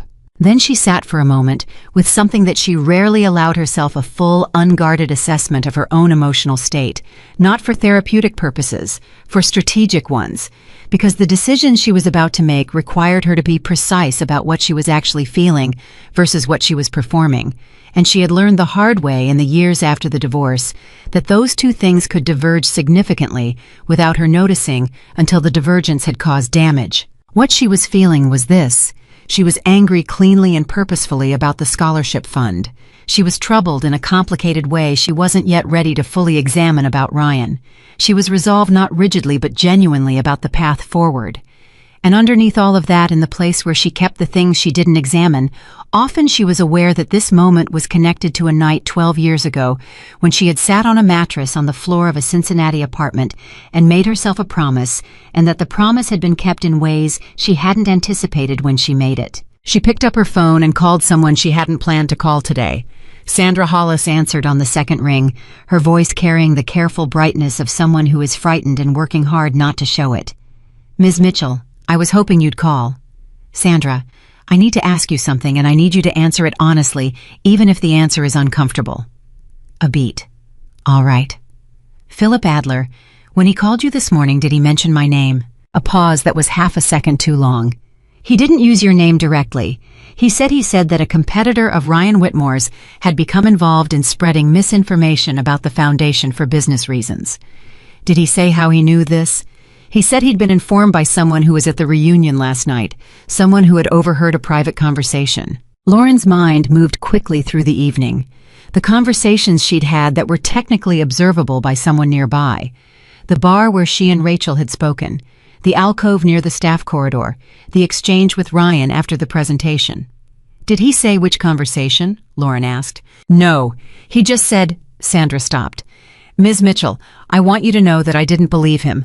I've known Philip for 18 months, and I've always found him a little too smooth.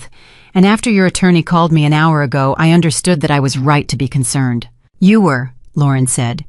"Sandra, I need one more thing from you. The board member who originally recommended Constance Webb for the foundation board, do you have any documentation of that? An email, a meeting minutes, reference anything?" The pause this time was longer. Lauren could hear Sandra moving, the sound of a drawer opening, papers shifting. "I keep everything," Sandra said, with the slightly apologetic pride of someone who knows their organizational habits are excessive and has decided to own it.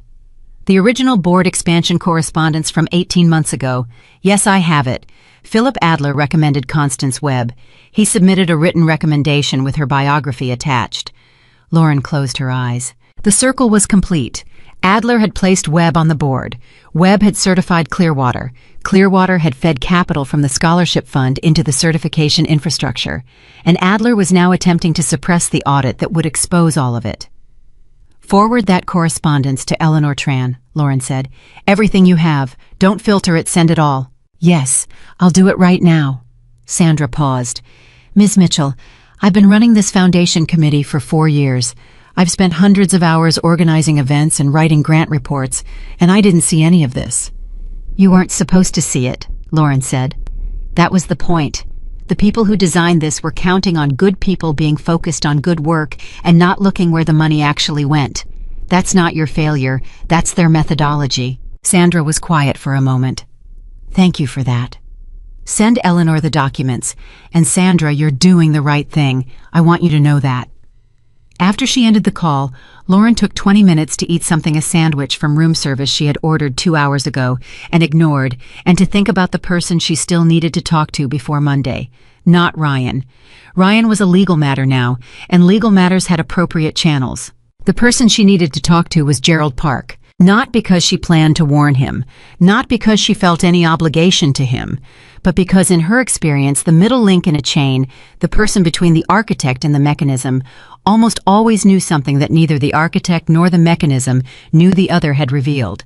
And Dennis Farrow had said that Gerald Park was the person who had hired him, which meant Gerald Park knew Dennis existed, which meant Gerald Park knew the exposure existed and had known it before Dennis made contact with Lauren's firm, which meant Gerald Park had been managing that knowledge for some time. She needed to know what he'd done with it. James called at 3:47. "We have the comparison," he said. His voice had the flat, contained quality of someone delivering news that is larger than they expected. The Naperville registered agent handled formation for 23 LLCs between 2018 and 2022. Of those 23, 6 are currently listed as certified minority development partners with the city. We cross-referenced against approved certifications in the public procurement database. And all 6 certifications were approved by Constance Webb. A pause. "Lauren, 6 certified minority entities, all fraudulently established, all certified by the same official. If those entities have been used in public contract bids over the last 4 years, pull the contract awards," Lauren said. Every contract where any of those 6 entities appears as a prime contractor, subcontractor, or certified minority partner. I want dollar values, contract duration, and the identity of the anchor developer in each case. James was quiet for a moment. Lauren, some of these contracts may involve firms other than Whitmore Capital. If this certification infrastructure was available to multiple developers, then this is bigger than Ryan Whitmore, Lauren said. I know. Pull the contracts. He called back at 5:21. The 6 entities had participated in 14 municipal contracts over 4 years. Total contract value $340 million. Anchor developers, 4 different firms. Whitmore Capital Strategies was the largest with 7 of the 14 contracts. The others were 3 mid-sized development companies Lauren recognized by name but had no prior connection to. $340 million of public contracts influenced by a fraudulent certification infrastructure built on stolen scholarship money. Lauren looked at the numbers on her laptop screen for a long time. Then she called Eleanor. "It's bigger than we thought," she said, and she walked Eleanor through the numbers. The silence on Eleanor's end lasted 6 seconds. Then, "Lauren, I want you to understand what you're about to walk into Monday morning. Tell me." The U.S. Attorney's Office is going to be very interested in what you bring them. They are also going to want to understand how you assembled this information, who your sources are, and what your company's interests are in this outcome. They will be thorough, and they will not be gentle because that is their job. You will be treated as a witness with relevant information, and also as a party with potential motives, and both of those things will be investigated simultaneously. I understand. Your company's competitive position in the Chicago market. Eleanor, I know what's at stake for Mitchell Horizon. I've known since yesterday when I understood what Clearwater was. I'm not walking into Monday blind. Lauren paused. My company's interests don't change what's true. They don't change what those families lost. And they don't change the fact that 14 contracts worth $340 million were awarded through a corrupted process. My disclosure obligation is more important than my competitive position. Another silence. Then Eleanor said quietly, I've been doing this a long time. I don't say this to many clients. A pause.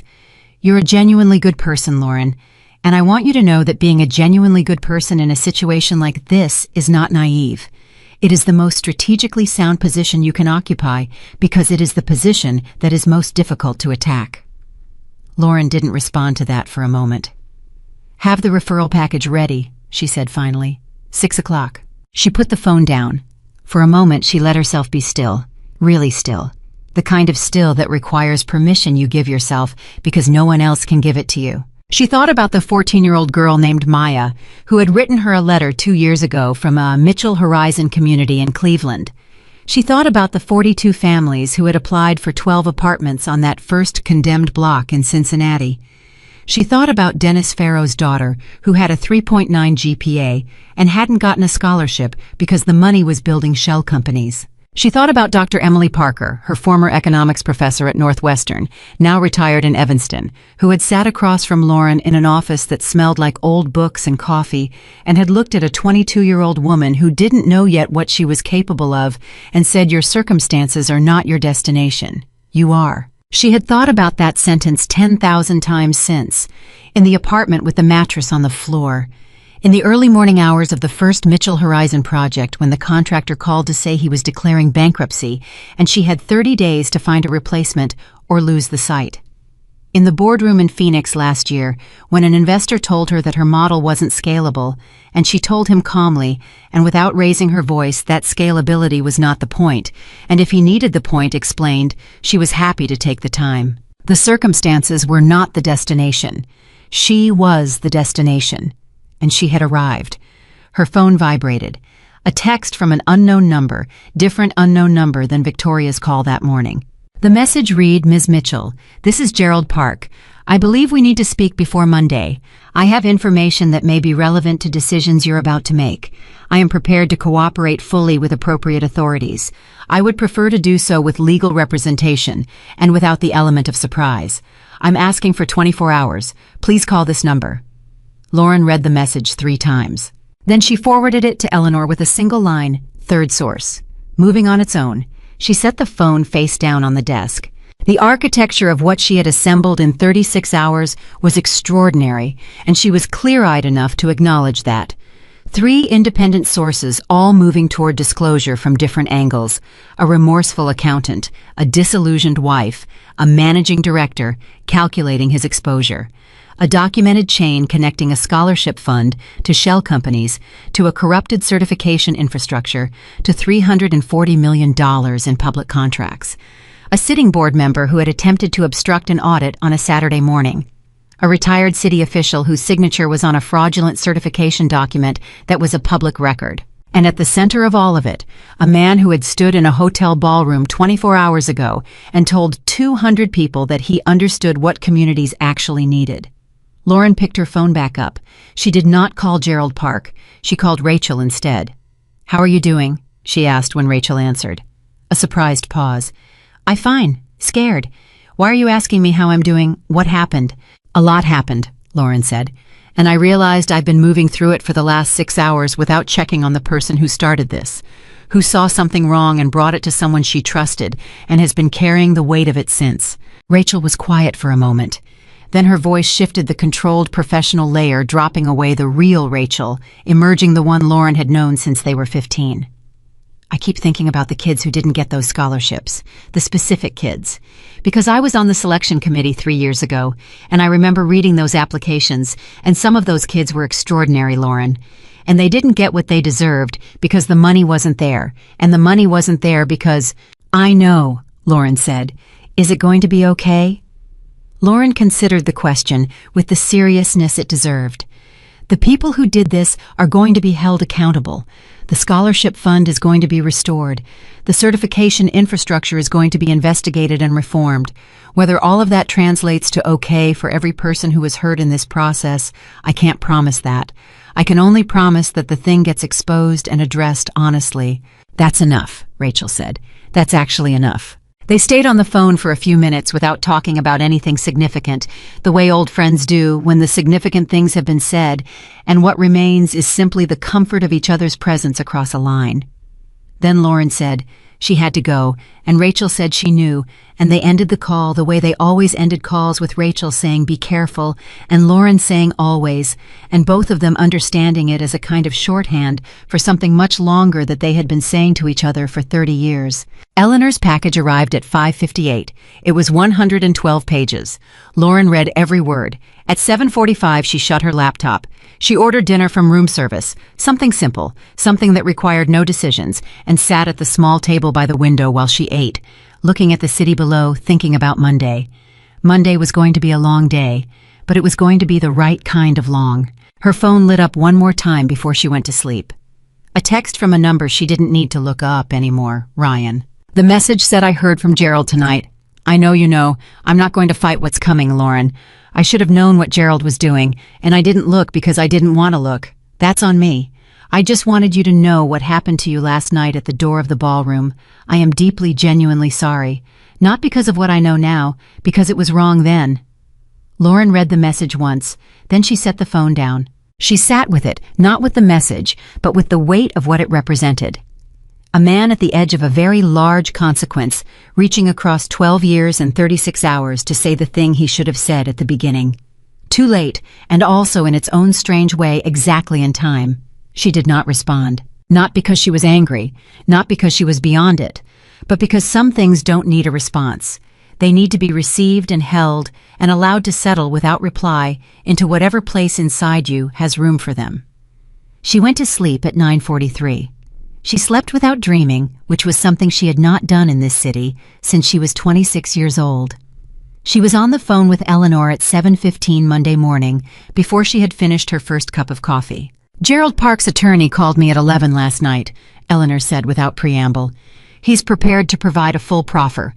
He wants a cooperation agreement before Monday's meeting. He's not asking for immunity, he's asking for sentencing consideration, and he's willing to testify against everyone in the chain, including Ryan." Lauren set her coffee down. "He's turning before he even knows the full scope of what we have, which tells you something about what he knows that we don't yet." Eleanor's voice was careful. His attorney indicated that Gerald has documentation of communications, Lauren communications that go above Gerald's level. Above Gerald's level means Ryan. And potentially above Ryan. Lauren was quiet for exactly 2 seconds. Who's above Ryan? His attorney wouldn't say last night. He said Gerald would provide the full picture in the room Monday morning. A pause. Lauren, I've been turning this over since 11 o'clock last night. If there's a political dimension to this, if the contract approval process was compromised at a level above the developer, then this isn't a case about one real estate firm, Lauren said. It's a case about how Chicago awards public contracts. Yes. Lauren stood up and walked to the window. The city was already moving below her traffic, building the particular pulse of a Monday morning in a city that runs on momentum. She had built things in 11 cities. She knew how municipal contracting worked in each of them, the legitimate mechanics and the pressure points, the places where public process and private influence rubbed against each other and sometimes fused into something that looked legal and wasn't. She had always known Chicago was complicated. Every city was complicated, but complicated was not the same as irredeemable, and she had never once believed that exposure was worse than concealment. "What time is the meeting?" she asked. 9 o'clock. Assistant U.S. Attorney Catherine Marsh. She handles public corruption. Eleanor lowered her voice slightly, the way she did when she was communicating something significant without wanting it to sound alarming. "Marsh is serious, Lauren. She's been doing this for 16 years. She's going to want to understand everything, and she's going to push on the places that are uncomfortable." "Good," Lauren said. "I want to be pushed. I want everything we have examined by someone whose job is to find the holes." She arrived at the Dirksen Federal Building at 8:42. Eleanor was already in the lobby along with James Dennis Farrow and his attorney, a quiet, compact man named Robert Schaefer, who had the manner of someone who had sat in a lot of difficult rooms and learned not to fill them with unnecessary noise, and Victoria Hayes. Victoria was the first person Lauren made eye contact with when she walked in. They had not spoken since the phone call Saturday afternoon. In the intervening 40 hours, Lauren had thought about Victoria more than she'd expected to. Not with pity. Victoria had not asked for pity, and Lauren was not the kind of person who offered it without invitation, but with a certain recognition. The recognition of a woman who had stayed in something too long because the cost of leaving felt larger than the cost of remaining until the morning it didn't. Victoria looked composed, dressed in a dark suit. Her expression controlled her posture, the posture of someone who has made a decision and is done agonizing about it. She was carrying a leather portfolio that Lauren suspected contained a printed copy of the 300 pages she'd sent Eleanor, because Victoria Hayes was the kind of woman who brought a printed copy. "Ms. Mitchell," Victoria said. "Ms. Hayes." Lauren paused. "Thank you for making the call Saturday." Victoria held her gaze for a moment. "Thank you for answering it." They rode the elevator together in the particular silence of people who have been strangers and adversaries and witnesses to each other's most human moments in the span of 72 hours. Lauren thought, watching the numbers tick upward, that there was something almost literary about it. The ex-wife and the current wife standing together in a federal building, carrying between them the complete picture of a man who had underestimated both of them. She did not say this. It was not the moment for it. The meeting with Catherine Marsh lasted 3 hours and 17 minutes. Marsh was exactly what Eleanor had described, serious, thorough, methodical, in the way that experienced federal prosecutors are methodical, which is to say, she followed threads with the patient intensity of someone who knows that the thread that looks irrelevant is often the thread that matters most.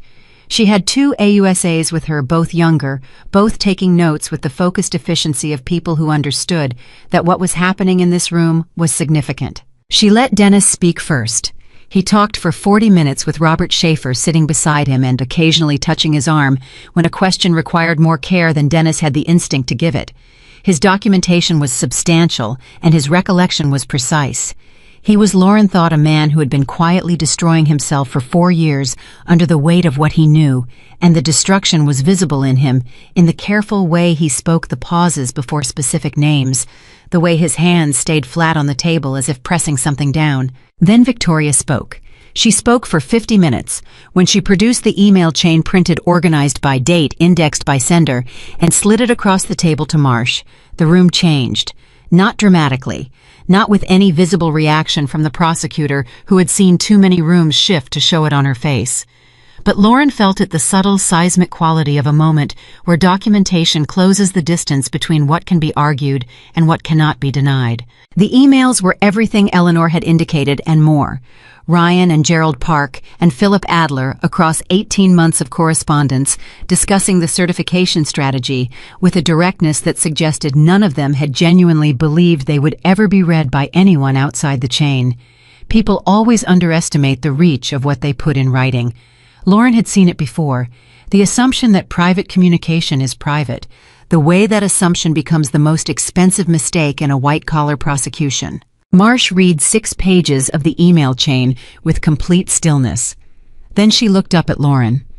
"Ms. Mitchell, you were at the reunion Friday evening." "Yes." "And your presence there, your recognition there is what set this disclosure process in motion." "My presence at the reunion connected me to Ms. Collins, who had been developing concerns about the foundation finances independently. The subsequent disclosures came from Mr. Farrow and Ms. Hayes, who had their own reasons for coming forward that were not dependent on me." Marsh studied her for a moment. "But without Friday evening, these threads don't connect." "I can't know that with certainty," Lauren said. "Threads have a tendency to connect eventually. The question is usually timing." Marsh almost smiled. It was very brief and very controlled. "Your company operates in municipal development." "Yes." "Including Chicago." "We have not previously had active projects in Chicago. We've been evaluating opportunities here for approximately 18 months. The Lakefront Corridor project is not something Mitchell Horizon bid on or intends to bid on." Lauren kept her voice level. "Our focus is distressed corridor affordable housing development.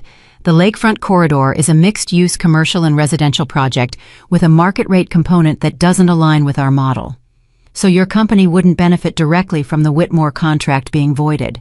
The benefit to Mitchell Horizon is indirect and general. A clean, fair contracting process benefits every legitimate developer in any market we operate in. I want that disclosed and on the record, because I want this process to be able to withstand any argument about our motives." Marsh looked at her for another moment. Then she looked at her 2 AUSAs. Something passed between them, a brief, efficient communication that lawyers who work together develop over years. "We're going to need to move quickly," Marsh said. She was speaking to the room now, not just Lauren. "The Lakefront contract execution is scheduled for Wednesday. We have enough to seek an emergency stay of that execution through the city's procurement office, and we have enough to open a formal investigation.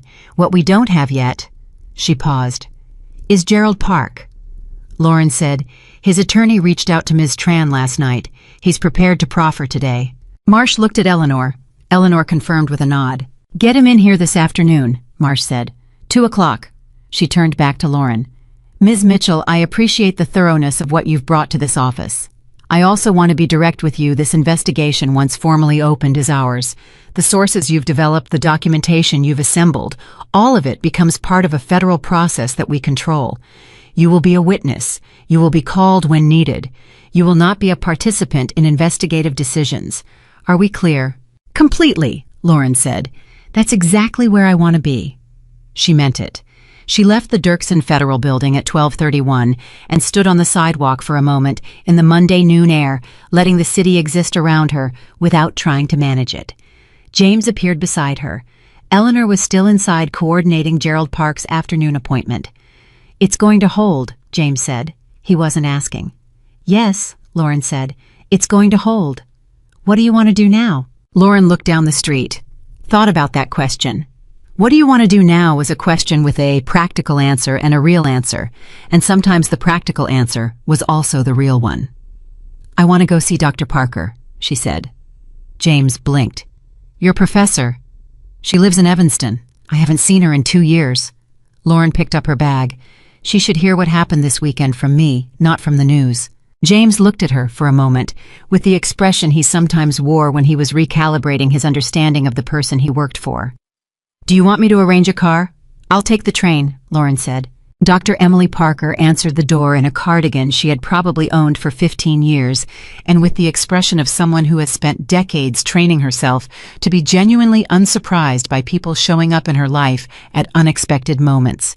She was 71 years old, small and precise, with the particular vitality of people who have stayed engaged with ideas their entire lives and find that the engagement itself keeps something essential alive. "Lauren Mitchell," she said, as if Lauren had simply been away for the weekend rather than 2 years.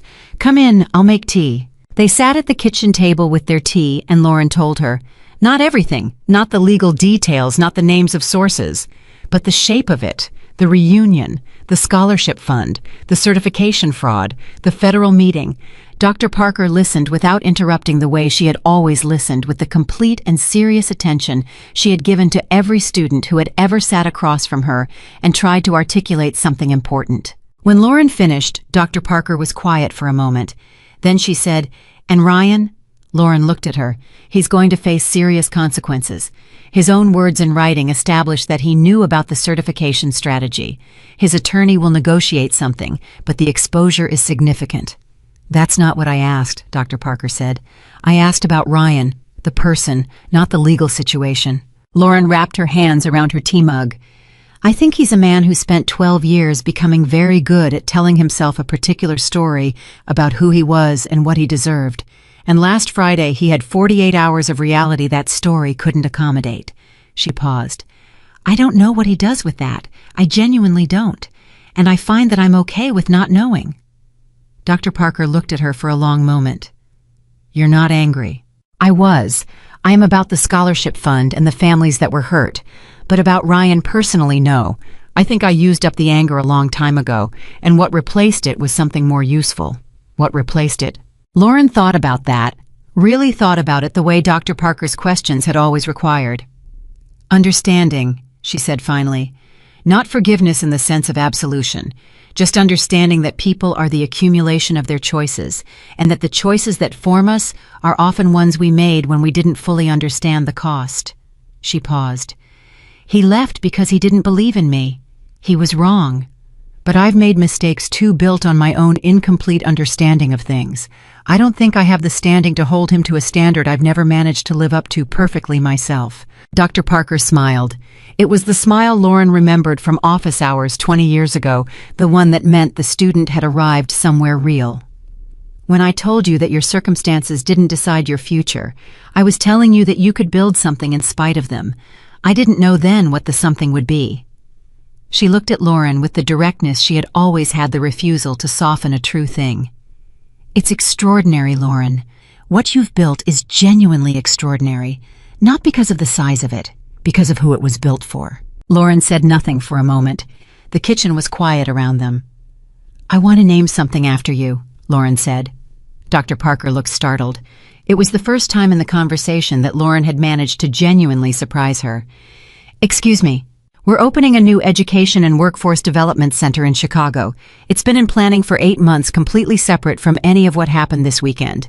It's in a neighborhood on the south side that's been without a proper community learning facility since 2009.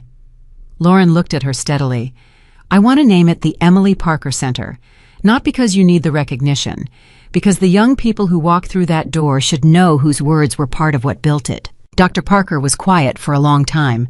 Then she said simply, "Yes." The investigation moved fast by federal standards, faster than Lauren had expected, which told her that what Gerald Park provided in his 2 o'clock Monday proffer was significant enough to change the investigative velocity. She didn't know the details. She was a witness now, not a participant, as Marsh had said. But Eleanor called her Tuesday evening to tell her that the lakefront contract execution had been stayed by the city's procurement office following a federal notification, and that Whitmore Capital Strategies had received a formal document hold request, which meant the investigation was officially open and officially served. Ryan was going to know by Tuesday night. He probably already knew. On Wednesday morning, the Tribune ran a story under Maya Chen's byline. It was carefully sourced, legally precise and thorough. It described the scholarship fund irregularities, the fraudulent certification infrastructure, the federal investigation. It named Whitmore Capital Strategies. It named Gerald Park. It named Philip Adler and Constance Webb. Ryan's name appeared in the 6th paragraph, described as the CEO and founder of a firm under federal scrutiny in connection with public procurement fraud. The story did not name Lauren Mitchell. She had not spoken to Maya Chen. She did not know how Maya Chen had assembled what she'd assembled, though she had her theories about which of several threads the journalist had been following long enough to reach this moment on her own. What she knew was that the story was accurate, that it was fair, and that it would hold. Her phone rang steadily for 6 hours after the Tribune story published. She answered the calls that mattered and let the rest go to voicemail.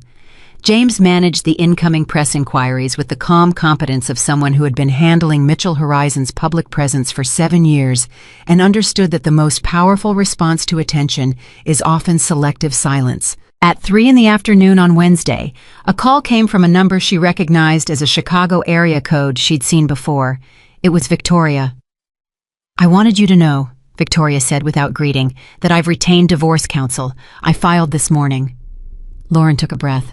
"I'm sorry, Victoria, for whatever that's worth from someone in my particular position."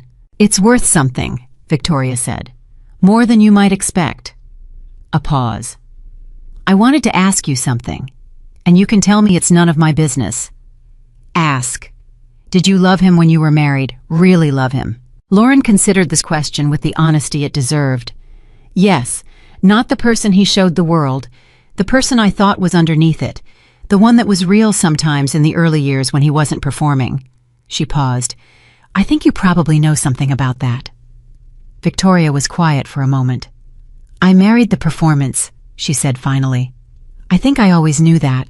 The performance was very good." "It was," Lauren agreed. "Did you ever think about what would have happened if you'd stayed?" Lauren thought about it, really thought rather than giving the comfortable answer. "No," she said finally. "Because I can't separate who I became from leaving. The leaving was the beginning of everything that mattered. I can't hold both versions simultaneously, who I would have been if I stayed and who I became by going. I can only know that I went and that what I built after I went is the truest version of what I was capable of." Victoria was quiet for a long time. Then, "I hope I get to find out what that's like." "You will," Lauren said, and she meant it. 3 weeks after the federal investigation opened, Philip Adler resigned from the Alumni Foundation board. Constance Webb retained private counsel and declined public comment. Gerald Park's cooperation agreement was confirmed through his attorney's public filing. Ryan Whitmore's firm issued a statement through its communications team describing the company as fully cooperating with investigators and committed to transparency. It was the statement of a man who had consulted attorneys and understood the value of early positioning. Lauren read it once and set it aside. The scholarship fund restoration was announced 6 weeks after the investigation opened. The city's inspector general, working in coordination with the federal inquiry, identified $2.3 million in diverted funds and directed the Alumni Foundation to file a civil recovery claim against the LLCs that had received the fraudulent disbursements. The LLC's residual assets were insufficient to cover the full amount. The gap was covered within 2 months by a matching contribution from an anonymous donor. Lauren had called her foundation administrator on a Tuesday evening and asked her to prepare the wire documentation. Sandra Hollis called her an hour after the restoration was announced. She was crying, not the controlled professional kind of crying that people do when they want to maintain appearances while releasing something they've been holding. The real kind. The kind that comes when a thing you thought was lost turns out to be findable. "The students," Sandra managed. "The ones who applied and didn't get anything, were going to be able to go back to them. The committee is going to reach out to every applicant from the last 4 years and honor the awards they should have received." "Good," Lauren said. "Lauren, was the anonymous donor—" "I'm going to stop you there," Lauren said gently. A pause. Then Sandra laughed, wet and genuine. All right, yes, I understand. Make the calls to the students, Sandra. That's what matters." The Emily Parker Center opened on a Thursday morning in October, 7 months after a Friday night reunion that Lauren had almost talked herself out of attending.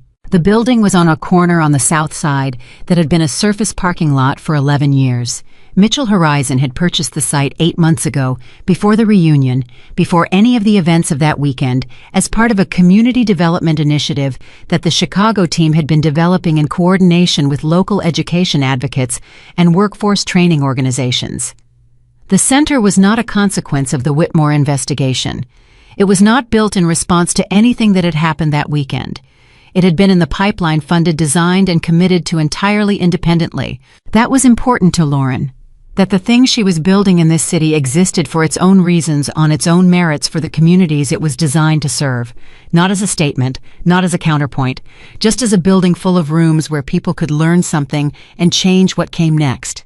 Rachel was there at the opening. She arrived early, the way she always arrived everywhere, and she found Lauren standing near the entrance before the ceremony started, watching people come through the doors. Students, teachers, community members, parents. A woman who had been on the city's housing wait list for 3 years and had just moved into a Mitchell Horizon development in the neighborhood. A man who had worked as a contracted laborer on the building's construction and had brought his daughter to show her something her father had helped build. "How does it feel?" Rachel asked, standing beside her. Lauren watched a group of teenagers push through the main doors, laughing, slightly self-conscious in the way teenagers are when they're in a new space and don't yet know their relationship to it. They would learn their relationship to it. That was the point. "Like work that's worth doing," Lauren said. Rachel looked at her sideways. "That's it.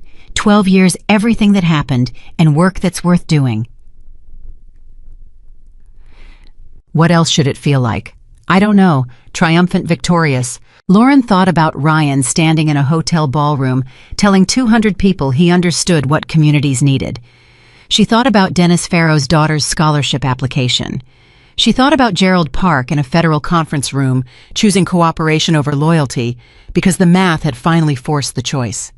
She thought about a mattress on the floor in Cincinnati and a promise she had made to herself in the dark. "I don't feel triumphant," she said honestly. "I feel resolved, like the story reached the chapter it was always supposed to reach." Rachel was quiet for a moment. Then, "What about Ryan?" The question landed in the particular way it had been landing since that Friday evening, with weight, but not pain. The way a scar lands when you press it. Present, healed, not gone. Ryan's legal situation had resolved 6 weeks earlier into a deferred prosecution agreement, cooperation with the federal investigation in exchange for a 2-year deferred charge, significant financial penalties, mandatory community service, and voluntary surrender of his city, contracting eligibility for 5 years. His attorneys had negotiated hard and gotten what they could. He was not going to prison. He was going to spend the next several years in the particular purgatory of a man who had built an identity on a version of success that had collapsed and now had to figure out who he was without it. Lauren had heard this through Eleanor. She had not spoken to Ryan since his text message on Sunday night, the message she hadn't answered. "I think he's going to be okay," Lauren said. "Eventually. Not in any way that looks like what he had before, but okay, differently than before." She paused. "I hope so anyway." Rachel looked at her with the expression she reserved for moments when Lauren said something that surprised her with its generosity. "You hope he's okay?"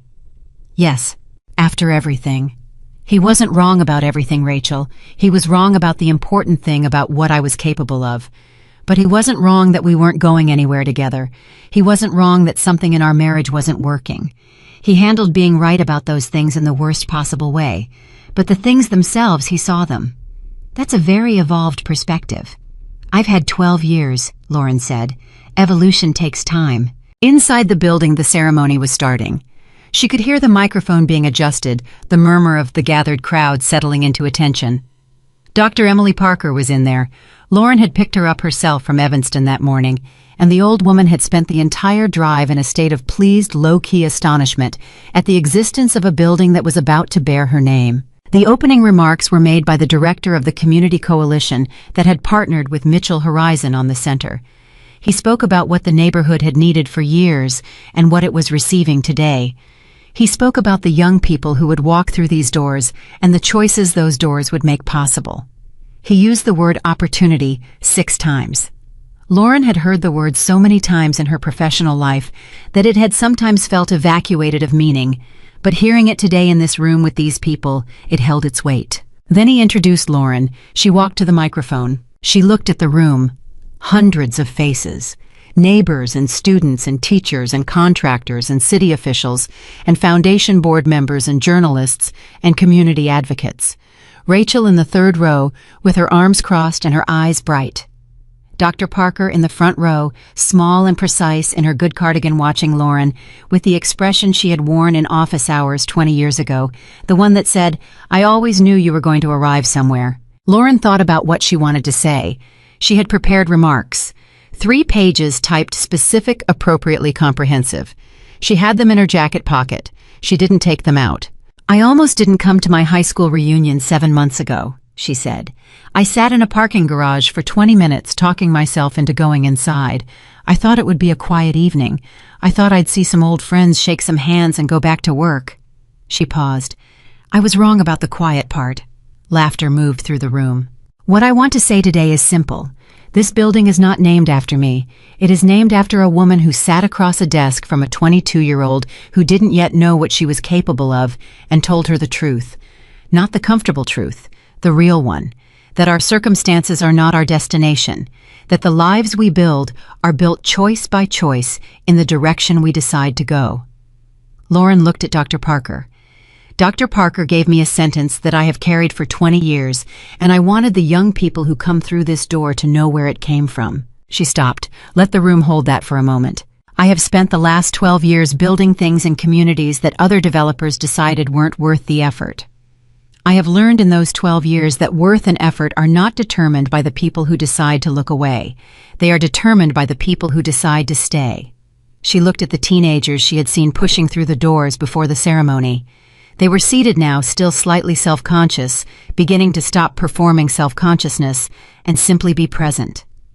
"This building is yours, not mine, not the foundation's, yours. What you make of it, what you learn in it, what you become because of what you learned, that's the whole point. That's always been the whole point." She stepped back from the microphone. The applause was real and full and generous. Rachel was standing. Dr. Parker in the front row was not applauding. She was looking at Lauren with the precise and complete attention she had given to every student who had ever said something true in her presence. And in that look was everything that didn't need to be spoken.